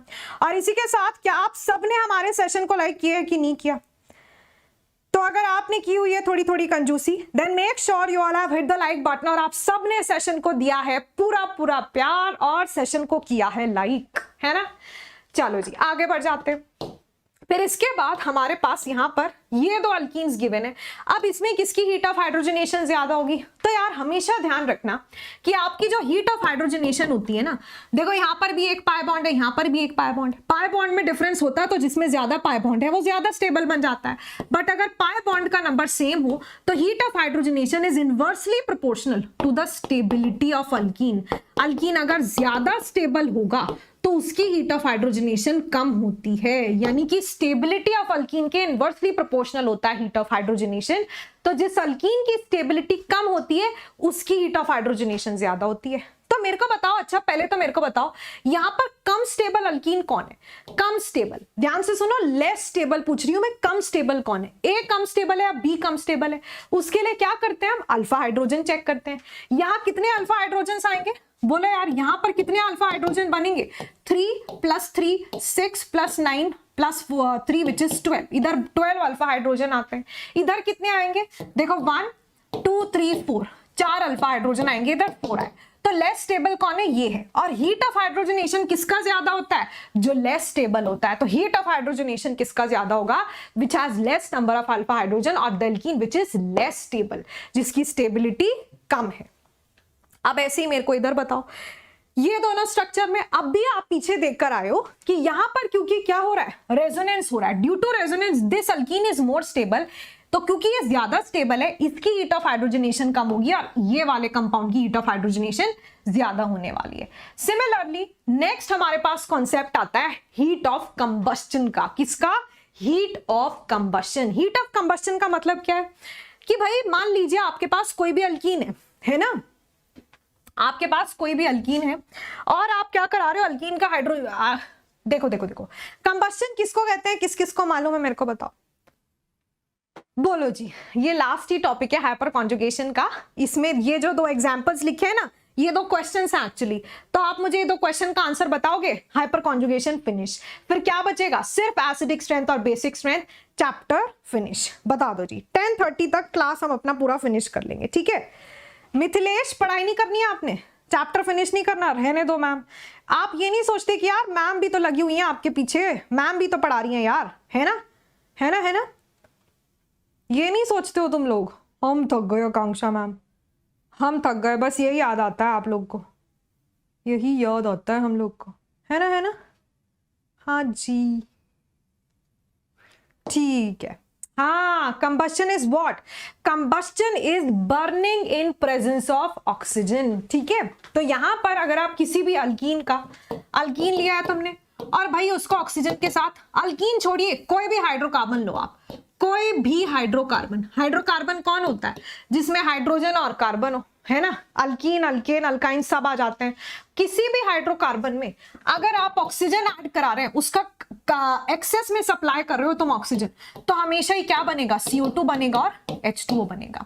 कितने मोल्स ऑफ CO2 बनेंगे? डिपेंड करता है कितने मोल्स ऑफ CO2 बनेंगे इस बात पर कि आपके हाइड्रोकार्बन में कितने कार्बन एटम्स हैं। मान लो तुमने लिया है C2H4, तो 2 कार्बन है तो इधर 2 CO2 बनेंगे। जितने भी आपके हाइड्रोकार्बन में कार्बन होते हैं उतने ही आपके पास क्या बनते हैं? CO2 बनते हैं, ठीक है यार?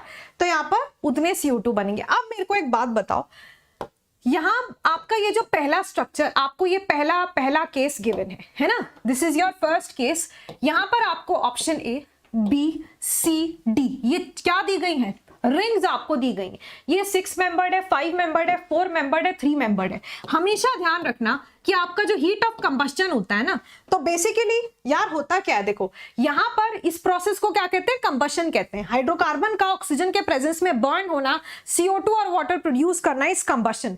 जितना ज्यादा कार्बन एटम्स होंगे उतना ज्यादा CO2 मॉलिक्यूल रिलीज होंगे, और इस कंबस्टन प्रोसेस के दौरान भी एनर्जी रिलीज होती है। क्या होती है? यहां पर भी आपकी एनर्जी रिलीज हो रही होगी, और जो एनर्जी आपकी रिलीज होगी, here also the energy is release and the energy which is released is heat of combustion. जो एनर्जी रिलीज होती है वो क्या होती है? हीट ऑफ कंबस्टन होती है, ठीक है? तो हमारे पास हमेशा ध्यान रखना कि आपकी जो हीट ऑफ कंबस्टन होती है that is directly proportional to number of carbon atoms. जितने ज्यादा नंबर ऑफ कार्बन एटम्स आप लोगों के पास होंगे उतनी ज्यादा आपकी हीट ऑफ कंबस्टन होगी, ठीक है? More will be the heat of combustion. अब आप मुझे बताओ, इधर 6 कार्बन है, इधर 5 कार्बन है, 4 कार्बन है और 3 कार्बन है, तो सबसे ज्यादा इधर होगा कि नहीं होगा? बोलो जी यस मैम, है ना? सबसे ज्यादा हीट ऑफ कंबस्टन ये वाले केस में, फिर इधर, फिर इधर, फिर इधर।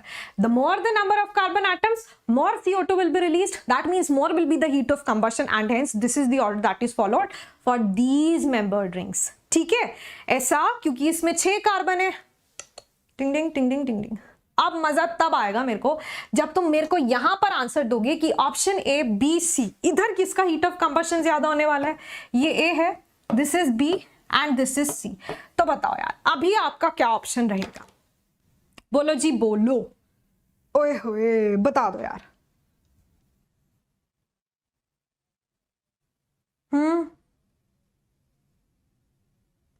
बताइए,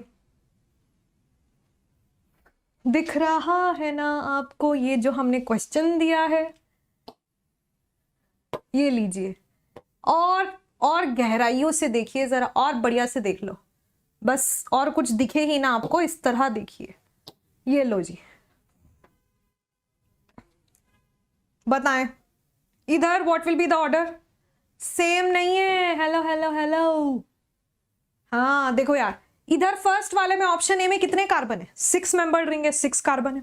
इधर भी 6 कार्बन है, क्योंकि देखो रिंग में 4 और फिर 1 कार्बन ये रहा और सेकंड कार्बन ये रहा। यहां पर भी 6 कार्बन है, क्योंकि रिंग में 5 और 6 कार्बन ये रहा। दैट मीन्स तीनों ही केसेस में you have the same number of carbon atoms. यहां भी ध्यान रखना, आपका जो हीट ऑफ कंबशन होता है that is inversely proportional to stability. किसके इनवर्सली प्रोपोर्शनल होता है भाई? स्टेबिलिटी के इनवर्सली प्रोपोर्शनल होता है।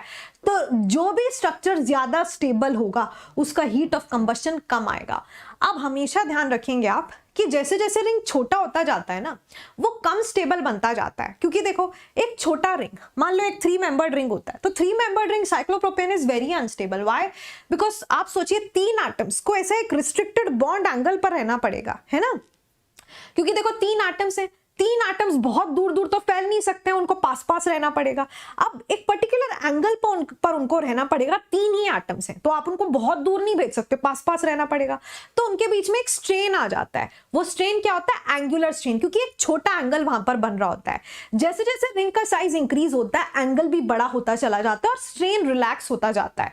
तो एक स्मॉल मेंबर्ड रिंग कम स्टेबल होता है और एक बड़ा रिंग ज्यादा स्टेबल होता है। तो ये ज्यादा स्टेबल है 6 मेंबर्ड, फिर 5 मेंबर ज्यादा स्टेबल है, फिर आपका ये आ जाएगा 4th मेंबर। तो यहां पर हीट ऑफ कंबशन किसकी ज्यादा होती है? जिसकी स्टेबिलिटी सबसे कम है। तो सबसे कम तो ये आपका स्टेबल है बी, तो इसकी हीट ऑफ कंबशन सबसे ज्यादा, followed by C, followed by, ये आपका ऑप्शन ऑर्डर आ जाएगा कि नहीं आ जाएगा? कह दो जी यस मैम, कह दो यार, कह दो ना कि yes ma'am you are right. ठीक है, अब देखिए इसी के साथ आप सब कुछ पढ़ चुके हो। क्या क्या पढ़ चुके हो आप लोगों ने? इंडक्टिव इफेक्ट कल पढ़ा, हाइपर कॉन्जुगेशन आज पढ़ा और रेजोनेंस भी आपका कवर हो गया है। अब हमेशा ध्यान रखना, this is the most important बात जो मैं आपको बताने वाली हूं अभी। सबसे इंपॉर्टेंट आपको यही ध्यान रखना है कि यार अगर हमें कोई भी रिंग सिस्टम दिया हुआ है, तो रिंग के अंदर बेंजीन रिंग में ऑर्थो और पैरा पोजीशन पर क्या लगता है? रेजोनेंस लगता है और हाइपर कॉन्जुगेशन लगता है। और मेटा पोजीशन पर कभी भी रेजोनेंस नहीं लगेगा, कभी भी हाइपर कॉन्जुगेशन नहीं लगेगा, हमेशा ही इंडक्टिव इफेक्ट डोमिनेट करता है। कौन डोमिनेट करता है? Inductive effect. यानी कि अगर आपका सब्स्टिट्यूएंट मेटा पोजीशन पर अटैच्ड है तो वो वहां पर कौन डोमिनेट करेगा? Inductive effect will dominate. और अगर आपका सब्स्टिट्यूएंट मेटा या ऑर्थो या पैरा पोजीशन पर अटैच्ड है तो रेजोनेंस डोमिनेट करता है या हाइपर कॉन्जुगेशन डोमिनेट करता है। और दूसरी बात जो मैंने आपको आज के क्लास के स्टार्टिंग में भी बताई थी, वो क्या? देखिए ये पहला पॉइंट नंबर 2 इज कि हमेशा ध्यान रखना है आपने कि हमारा जो रेजोनेंस इफेक्ट होता है वो ज्यादा स्ट्रॉन्ग इफेक्ट होता है, followed by hyper conjugation, followed by inductive effect. अब आपने मेरे को आंसर करना है यार। यहां पर ये देखो, तुम लोग के पास ये 3 क्या है? You have these 3 कार्बोकेटायंस। आपके पास ये 3 कार्बोकेटायन है। अब तुम मेरे को बताओगे यहां पर विच कार्बोकेटायन इज मोर स्टेबल?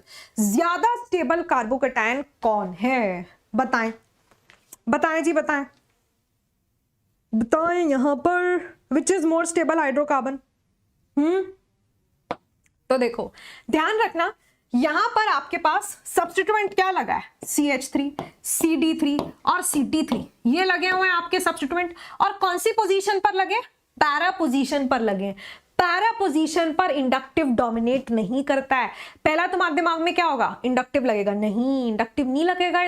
इधर कौन लगता है? रेजोनेंस। अब मिथाइल ग्रुप तो कोई रेजोनेंस शो नहीं करता। मिथाइल के साथ तो टाइप 1 से लेकर टाइप 6 में से कोई भी नहीं होगा। लेकिन हाइपर कॉन्जुगेशन यहां पर हो सकता है, क्योंकि देखो आपके पास ये डबल बॉन्ड है, अल्कीनी तो यार ये डबल बॉन्ड, और उसके बाजू में ये आपके अल्फा हाइड्रोजन हो गए कि नहीं, तो यहाँ हाइपर कॉन्जुगेशन लग जाएगा। तो ये भी प्लस एच इफेक्ट लगा रहा होगा, ये भी प्लस एच इफेक्ट लगाता है, और ये भी तो आइसोटोप ऑफ हाइड्रोजन ही है, तो ये सब प्लस एच इफेक्ट दिखाते हैं, लेकिन मिथाइल का प्लस एच इफेक्ट सबसे स्ट्रांग होता है, तो इसीलिए यहां पर this will be the correct order of stability. ध्यान करो, कल इंडक्टिव इफेक्ट पढ़ाया था, इंडक्टिव इफेक्ट में मैंने आपको सिखाया था कि CT3 जो होता है उसका इंडक्टिव इफेक्ट मैक्सिमम होता है, तो अगर इंडक्टिव इफेक्ट के ऊपर हमें आंसर देना होता तो CT3 would have been the would have exerted the strongest plus I effect, लेकिन यहां पर प्लस एच किसका ज्यादा होता है, CH3 का ज्यादा होता है, तो this is going to be the correct order, क्योंकि वैसे भी आपको क्या गिवन है, कार्बोकैटायन गिवन है, कार्बोकैटायन की स्टेबिलिटी बढ़ती है जितना ज्यादा इलेक्ट्रॉन डोनेशन होगा। अब आप मुझे ये वाला केस बताओ, देखो आपके मन में कोई कंफ्यूजन रहे ही नहीं, तो मैंने मैं साइमल्टेनियसली आपके साथ ये वाला एग्जांपल डिस्कस कर रही हूं। आप देखो सेम सब्स्टिट्यूएंट, भाई बिल्कुल सेम सब्स्टिट्यूएंट्स है, लेकिन कहां पर है आपके, ये देखो मेटा पोजीशन पर है, मिथाइल ग्रुप लगा हुआ है, CD3 ग्रुप लगा हुआ है और CT3 ग्रुप लगा हुआ है, लेकिन इस बारी कहां लगा हुआ है, किधर लगा है, मेटा पोजीशन पर लगा है। इधर कौन डोमिनेट करता है, इंडक्टिव इफेक्ट, और इंडक्टिव इफेक्ट सबसे ज्यादा किसका होता है, CT3 का ज्यादा होता है, तो इसीलिए यहां पर this will be the correct order. ये वाला carbocation will be more stable, ये जो कार्बोकैटायन बनेगा this will be more stable carbocation. अब यार मेरे को इसमें बताओ यहां पर कौन ज्यादा स्टेबल है, जल्दी से बता दो, विच इज मोर स्टेबल कार्बोकैटायन। तो यहां पर अगर आप स्टेबिलिटी ऑफ कार्बोकैटायन देखते हो तो यार हम लोग के पास इधर क्या है, यहां पर तो आपके पास फिनॉल ग्रुप है, यहां पर क्या है OH ग्रुप है ना, और इधर एल्डिहाइड ग्रुप लगाया हुआ है आपने। तो देखो यार जो आपका ये OH ग्रुप इधर लगा हुआ है ना, यहां पर क्या लगा है, OH ग्रुप लगा है, फिनॉल ग्रुप लगा हुआ है। अब ये क्या करेगा, इसको इलेक्ट्रॉन डोनेट करेगा, है कि नहीं, है इसको क्या करेगा, इलेक्ट्रॉन डोनेट करेगा। बेसिकली यहां पर ये भी रेजोनेंस लगाएगा और ये भी, ये क्या करता है, प्लस M इफेक्ट लगाता है, क्योंकि देखो यहां पर क्या है, लोन पेयर है ऑक्सीजन के ऊपर, तो ये प्लस M लगाएगा, लेकिन यह आपने अभी पीछे सीखा था माइनस M इफेक्ट लगाता है, और प्लस M कैसा होता है, electron donating effect, minus M कैसा होता है, इलेक्ट्रॉन विड्रॉइंग। और दिया क्या गया आपको, कार्बोकैटायन, देखो कार्बन के ऊपर पॉजिटिव चार्ज है, तो कार्बोकैटायन कब ज्यादा स्टेबल होता है, तब ज्यादा स्टेबल होता है जब आपका, बोलो जी बोलो, carbocation is more stable when ज्यादा इलेक्ट्रॉन डोनेशन होता है ना, इलेक्ट्रॉन डोनेटिंग ग्रुप उसको स्ट्रॉन्ग बनाते हैं, तो ये आपका ज्यादा स्टेबल बन जाएगा, ठीक है, this will be more stable, option A. बोलो जी, इतनी बात आप लोग को क्लियर है ना, यहां पर ये ज्यादा स्टेबल बन जाता है। अब आइए सब कुछ समराइज कर लेते हैं एक बारी कि कौन सा ग्रुप क्या क्या दिखाता है। जल्दी से बताओ, जो आपका OH ग्रुप है, OH ग्रुप प्लस आई दिखाएगा, बिल्कुल नहीं, OH ग्रुप प्लस आई तो बिल्कुल नहीं दिखा सकता है ना, क्योंकि ऑक्सीजन इज इलेक्ट्रोनेगेटिव, तो OH ग्रुप प्लस आई नहीं दिखा सकता, लेकिन क्योंकि ऑक्सीजन इलेक्ट्रोनेगेटिव है माइनस आई दिखा सकता है, प्लस H नहीं, माइनस H नहीं, प्लस M बिल्कुल यस, क्योंकि ऑक्सीजन के पास क्या होते हैं, लोन पेयर होते हैं, माइनस M नहीं। फिर इसके बाद फ्लोरीन भी सेम केस आएगा, है ना, फ्लोरीन आपका, लेकिन इसमें डोमिनेट कौन करता है, माइनस आई डोमिनेट करता है। फिर आपका ये कार्बोनिल प्लस आई नहीं, कार्बोनिल क्या दिखाता है, माइनस आई फिर भी दिखा सकता है, प्लस H नहीं दिखाएगा, माइनस H नहीं दिखाएगा, प्लस M भी नहीं दिखाएगा, माइनस M दिखाता है। देखो यहां पर ये जो मैंने किया है, ये जो आपका टेबल हमने बनाया है, ये टेबल आपको क्लियर हो रहा है, ये टेबल आपको क्लियर हो रहा है, बोलो जी, बोलो जी बोलो, इतनी बात सबको क्लियर, कह दो यस मैम, कह दो कि यस मैम, क्लियर तो हो रहा है आकांक्षा मैम, है ना यार, all clear, clear clear clear, yes ma'am, very good. आगे बढ़ जाते हैं यार, अब ऐसे ये वाले टेबल पर आइए, देखो यहां पर इसको ध्यान रखना कि हम लोग के पास NH ग्रुप से जुड़ा होगा ये, तो नाइट्रोजन कैसा होता है, पहली बात तो nitrogen has a lone pair, plus ये इलेक्ट्रोनेगेटिव है तो प्लस आई नहीं दिखाएगा, नाइट्रोजन इलेक्ट्रोनेगेटिव है माइनस आई दिखाएगा, फिर प्लस M दिखाएगा, सिंस नाइट्रोजन के पास लोन पेयर है आगे डोनेट कर सकता है। फिर इसके बाद CH3 प्लस आई इफेक्ट दिखाता है, इलेक्ट्रॉन डोनेटिंग होता है, और यहां पर प्लस H भी दिखाता है ना, CH3 में अल्फा हाइड्रोजन की वजह से, प्लस M माइनस M कुछ भी नहीं दिखा पाएगा, CCl3 माइनस आई दिखा सकता है क्योंकि इलेक्ट्रोनेगेटिव एटम क्लोरीन इससे जुड़ा है तो माइनस आई दिखाता है, प्लस H भी नहीं दिखाएगा, माइनस आई दिखाएगा। सॉरी माइनस एच दिखाता है। बच्चों जैसे प्लस एच की वजह से इलेक्ट्रॉन डेंसिटी मिलती है, ऐसे ही माइनस एच उसका ऑपोजिट होता है। मतलब माइनस एच में हाइपर कॉन्जुगेशन की वजह से इलेक्ट्रॉन डेंसिटी विड्रॉ हो रही होती है। और अच्छी बात यह है कि आपको माइनस एच का सिर्फ एक ही एग्जाम्पल ध्यान करना है, विच इज CCl3, और कुछ नहीं। आपके लिए सिर्फ CCl3 क्या दिखाता है, माइनस एच इफेक्ट दिखाता है, दैट्स इट। और कुछ आपने ध्यान नहीं रखना, CCl3 जो है माइनस एच इफेक्ट दिखाएगा और कुछ नहीं दिखाएगा। आगे बढ़ जाते हैं। फिर इसके बाद OCOCH3, तो देखो जो आपका आगे चेन होगी वो ऑक्सीजन एटम से अटैच्ड होगी। तो ऑक्सीजन इलेक्ट्रोनेगेटिव है, माइनस I दिखाएगा। Oxygen has this lone pair, तो ये क्या दिखा सकता है, +M दिखा सकता है ना, ये नहीं दिखाएगा। फिर यहां पर कार्बोनिल ग्रुप अटैच्ड है, कार्बोनिल ग्रुप इलेक्ट्रॉन विड्रॉ करेगा, फिर इसके बाद -M दिखाएगा, ठीक है। फिर यहां पर S double bond OH group है, तो ये भी नहीं दिखाएगा। ये जो आपका सल्फोनिक ग्रुप है, सल्फोनिक ग्रुप आपका क्या दिखाता है, -M इफेक्ट दिखाता है। आपने इसकी कंडीशंस भी पढ़ी थी, ठीक है। सल्फोनिक ग्रुप क्या दिखाएगा, -M इफेक्ट दिखा देगा और -I इफेक्ट दिखाएगा, एंड दैट्स इट। आगे बढ़ जाते हैं, ये टेबल आप खुद पूरा कर सकते हो। अब मेरे को बताना है आपको कि यहां पर out of A, B and C what will be the correct order of stabilities of these carbocations. Carbocations है क्योंकि कार्बन के ऊपर पॉजिटिव चार्ज है। Option A, option B and option C। बता दो यार कौन ज्यादा स्टेबल होगा। देखो कुछ नहीं करना, आपने क्या चेक करना है, ग्रुप आपका कौन से पोजीशन पर लगा है और वहां पर कौन सा इफेक्ट डोमिनेट करेगा। तो पहले वाले केस में ये जो हमारा पहला कार्बोकेटायन है ना, ओए होए, ये देखो जी।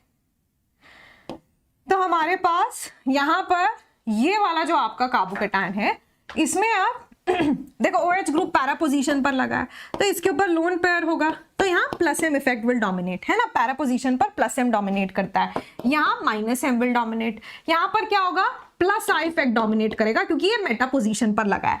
अब कार्बोकेटायन को कौन से ग्रुप्स पसंद आएंगे, इलेक्ट्रॉन डोनेटिंग, है ना। तो यहां पर सबसे ज्यादा तो ऑप्शन A हो गया क्योंकि रेजोनेंस की वजह से मिल रहा है। फिर इसमें तो माइनस लग रहा है, इलेक्ट्रॉन विड्रॉ हो रहा है, स्टेबिलिटी कम हो जाएगी। तो option C followed by option B, this will be the correct order of stability. फिर होमवर्क क्वेश्चन आपको मैं दे रही हूं, this is your homework question, और ऐसे ही this is also your homework question. ये आपने घर से कर लाना है, आपको मिल जाएगा। मैं स्पेशल क्लास में डिस्कस कर लूंगी आपके साथ करेक्ट आंसर। बाकी बहुत आसान है, आप करेक्टली आंसर कर पाएंगे।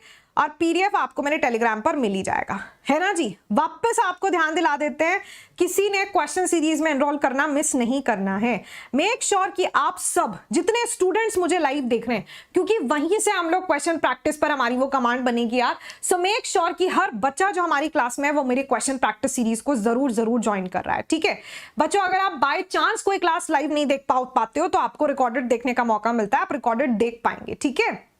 ओके है जी, ओके चलिए आगे बढ़ जाए। लास्ट टॉपिक फॉर टुडे, आज की आखिरी ही बात हमने यहां पर करनी है ना, लास्ट बात।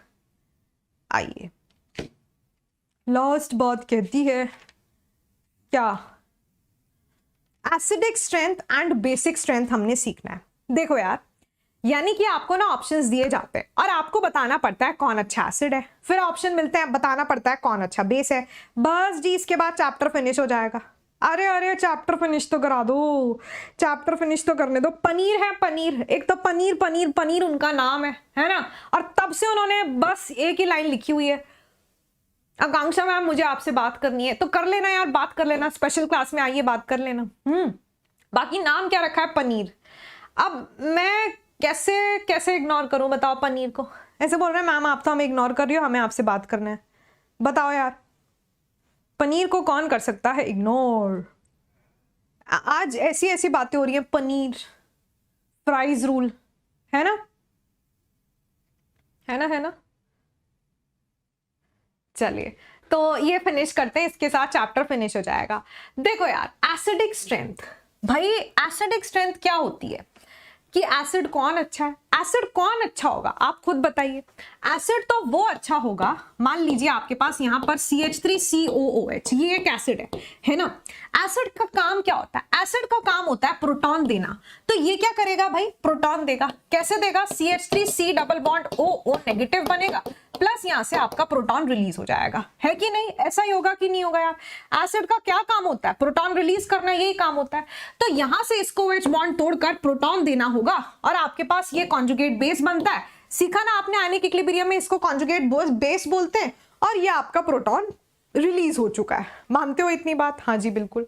तो आपके पास ये एसिटिक एसिड है, फिर ये टूटकर क्या बनाया? कॉन्जुगेट बेस, इसने प्रोटॉन दिया। अब एसिड कौन अच्छा होगा? जो आसानी से प्रोटॉन दे दे, जो सबसे फास्ट प्रोटॉन दे दे, सबसे ज्यादा प्रोटॉन्स दे दे। सबसे आसानी से प्रोटॉन कौन देगा? वो देगा यार जो टूटकर स्टेबल फील करेगा, जो टूटने के बाद यानी कि प्रोटॉन रिलीज करने के बाद जिसका कॉन्जुगेट बेस स्टेबल बनेगा। जिसका कॉन्जुगेट बेस स्टेबल बनेगा, इसका मतलब क्या है कि वो ऐसा टूटे हुए फॉर्म में रहना चाहता है। वो चाहता है कि वो डिसोसिएटेड फॉर्म में रहे, आयंस के फॉर्म में रहे, यानी कि फिर वो आपको ज्यादा से ज्यादा H पॉजिटिव बनाकर देगा। क्योंकि इसको लगता है कि आज जब मैं डिसोसिएट हो जाता हूं, जब मेरा कॉन्जुगेट बेस बनता है तो वो ज्यादा स्टेबल है। ये अगर स्टेबल बनता है आपका नेगेटिव वाला पार्ट कॉन्जुगेट बेस, तो एसिड अच्छा होगा, क्योंकि फिर वो टूटे हुए फॉर्म में रहेगा, यानी ज्यादा से ज्यादा आपको प्रोटॉन्स मिलेंगे। तो ये कब सबसे ज्यादा स्टेबल होगा? देखो इसके ऊपर क्या है? नेगेटिव चार्ज है। एसिड के कॉन्जुगेट बेस पर हमेशा ही नेगेटिव चार्ज होगा, है ना? तो यहां पर नेगेटिव चार्ज कब ज्यादा स्टेबल फील करेगा? जब उससे जो अटैच्ड ग्रुप होंगे वो कैसे होंगे? इलेक्ट्रॉन विड्रॉइंग होंगे। कैसे होंगे? इलेक्ट्रॉन विड्रॉ करने वाले होंगे।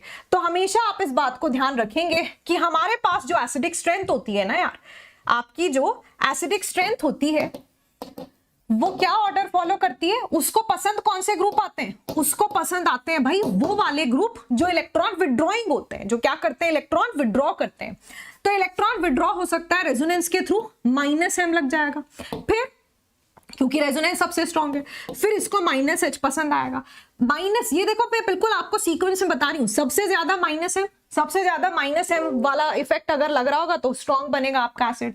-H फॉलोड बाय -I, फिर कौन आएगा? +I, फिर कौन आएगा? +H, और फिर आखिर में +M।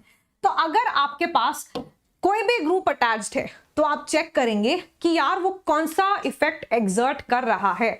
सबसे स्ट्रॉन्ग एसिड कब बनेगा? -m के केस में, फिर -H, क्योंकि उसको इलेक्ट्रॉन विड्रॉइंग पसंद है। और सबसे ज्यादा स्ट्रॉन्ग इलेक्ट्रॉन विड्रॉइंग इफेक्ट तो रेजोनेंस होता है ना? फिर हाइपर कॉन्जुगेशन, फिर inductive effect. So this is the order that is followed.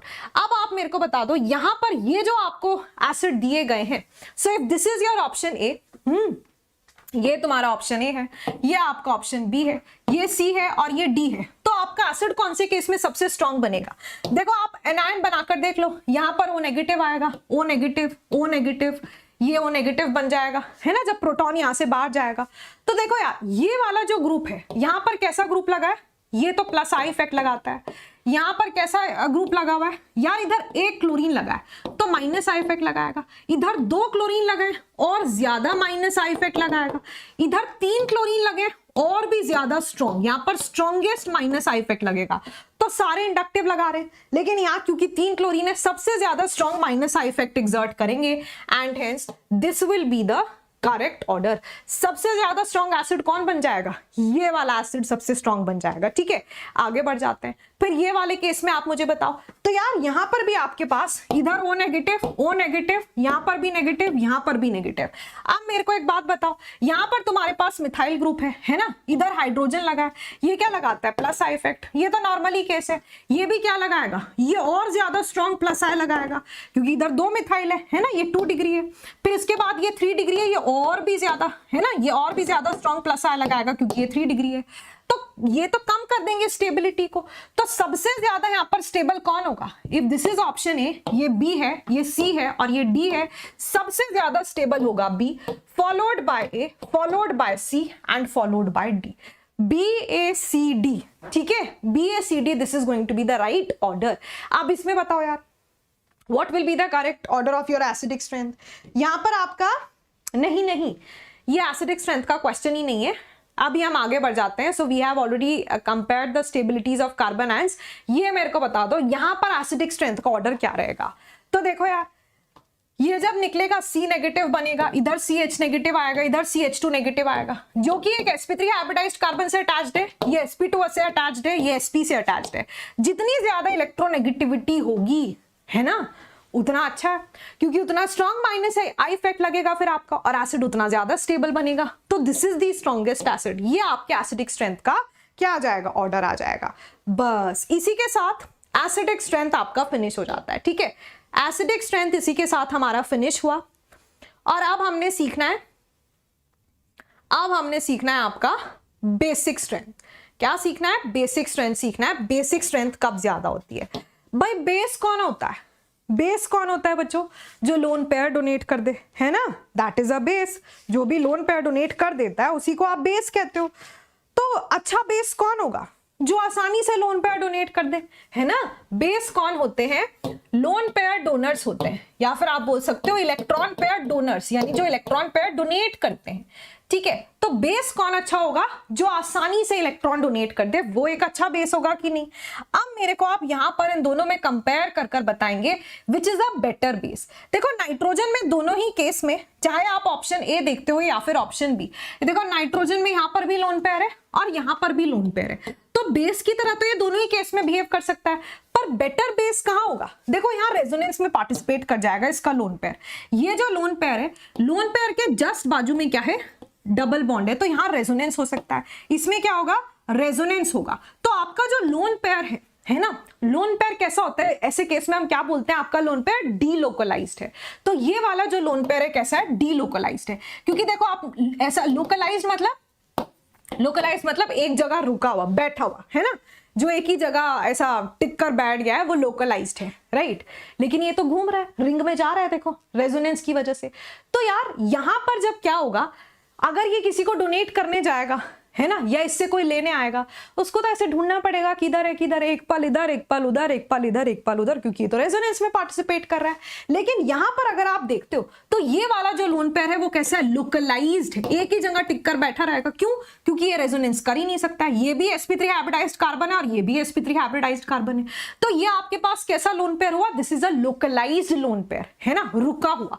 तो कोई आएगा, उसको पता है यार यहां से ले लेना है मैंने, इधर से लेना है मैंने लोन पेयर, ठीक है, तो ये आसानी से डोनेट कर देगा। तो which is a better base, this is a better base. यहां पर बेटर बेस कौन हुआ, this is a better base, ठीक है। आज के क्लास के नोट्स टेलीग्राम पर आपको मिलेंगे। टेलीग्राम का लिंक कहां है, आकांक्षा मैम के नाम में है। आकांक्षा मैम का नाम लिखिए, सही स्पेलिंग डिस्क्रिप्शन बॉक्स में चेक करिए। टेलीग्राम एक फ्री ऐप होती है, डाउनलोड करिए और बस जुड़ जाइए आप हमारे साथ। ओए होए, अब मेरे को बता दो यार, आउट ऑफ दीज टू, ये ऑप्शन ए है, ये ऑप्शन बी है, बताओ जी कौन ज्यादा strong, which is a stronger base, ज्यादा स्ट्रॉन्ग बेस कौन है। बस आज की क्लास की आखिरी बात है, this is the last question for today and then we'll be done. इसी के साथ अपना आज का सेशन ओवर हो जाएगा।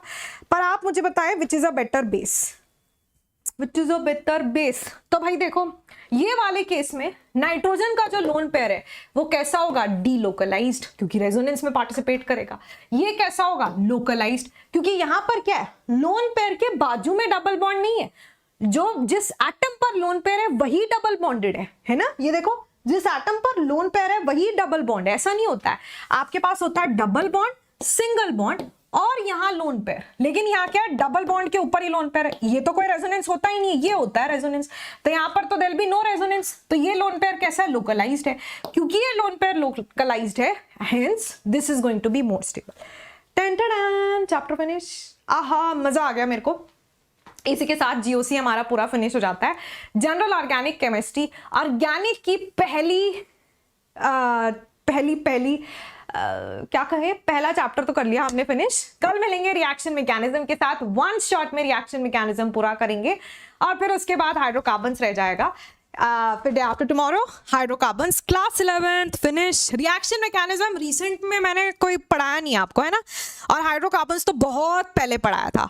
तो ये चैप्टर्स अभी जब हम करेंगे तो बहुत मजा आएगा, ठीक है। जीओसी तो रिसेंटली हम काफी बार पढ़ चुके हैं। आइसोमेरिज्म और आयुपैक नॉमेनक्लेचर का लिंक डिस्क्रिप्शन बॉक्स में भी, इस सेशन के भी डिस्क्रिप्शन बॉक्स में डलवा दूंगी, जीओसी में भी डलवा देंगे। लेकिन मैंने ऑलरेडी डलाया हुआ है, कहाँ पर, ये जो आपका अभी सेशन हुआ था ना ऑर्गेनिक केमिस्ट्री का डर खत्म, जहां मैंने आपको स्केड्यूल बताया था, वही सेशन के डिस्क्रिप्शन में है यार, ठीक है। और इसी के साथ किसी ने मिस नहीं करना भाई, किसी ने क्या मिस नहीं करना है, ये वाले सेशन में मेरे साथ जुड़ना। 29 मार्च से क्लासेस शुरू हो रही हैं। कोड लगाना नहीं भूलना सो दैट आपको डिस्काउंट मिल जाए। और इस सीरीज में आपने मेरे साथ जुड़ जाना है, क्योंकि ऐसी क्वेश्चन प्रैक्टिस जैसे यहाँ होने वाली है आपने पहले तो कभी की नहीं है, और इसके या इसी की आपको ज़रूरत भी है। ठीक है, this is what you need at this point of time. Question solve करना ही इंपॉर्टेंट है, वहीं से सिलेक्शन होगा। सही तरीके से अपनी क्वेश्चन सॉल्विंग स्किल्स को इम्प्रूव करना ही ज़रूरी है, सीखना ज़रूरी है क्वेश्चन का अप्रोच। सेशन को लाइक कर दीजिए और अभी के अभी ज्वाइन कर लो मेरे साथ ये सीरीज। 374 में अभी डिस्काउंट चल रहा है, फिर प्राइस बढ़ जाएगा, है ना। तो यार अभी डिस्काउंटेड प्राइस मिल रहा है, जल्दी जल्दी जुड़ो, कोई बैकलॉग नहीं बनाओ। ऑलरेडी बच्चों के साथ में सारे टारगेट शेयर कर रही हूँ, तो आप स्क्रीनशॉट जरूर ले लेना जब आप अपना सब्सक्रिप्शन ले रहे हैं, and you will be added to all the target groups. Thank you very much, good night, tata, bye bye and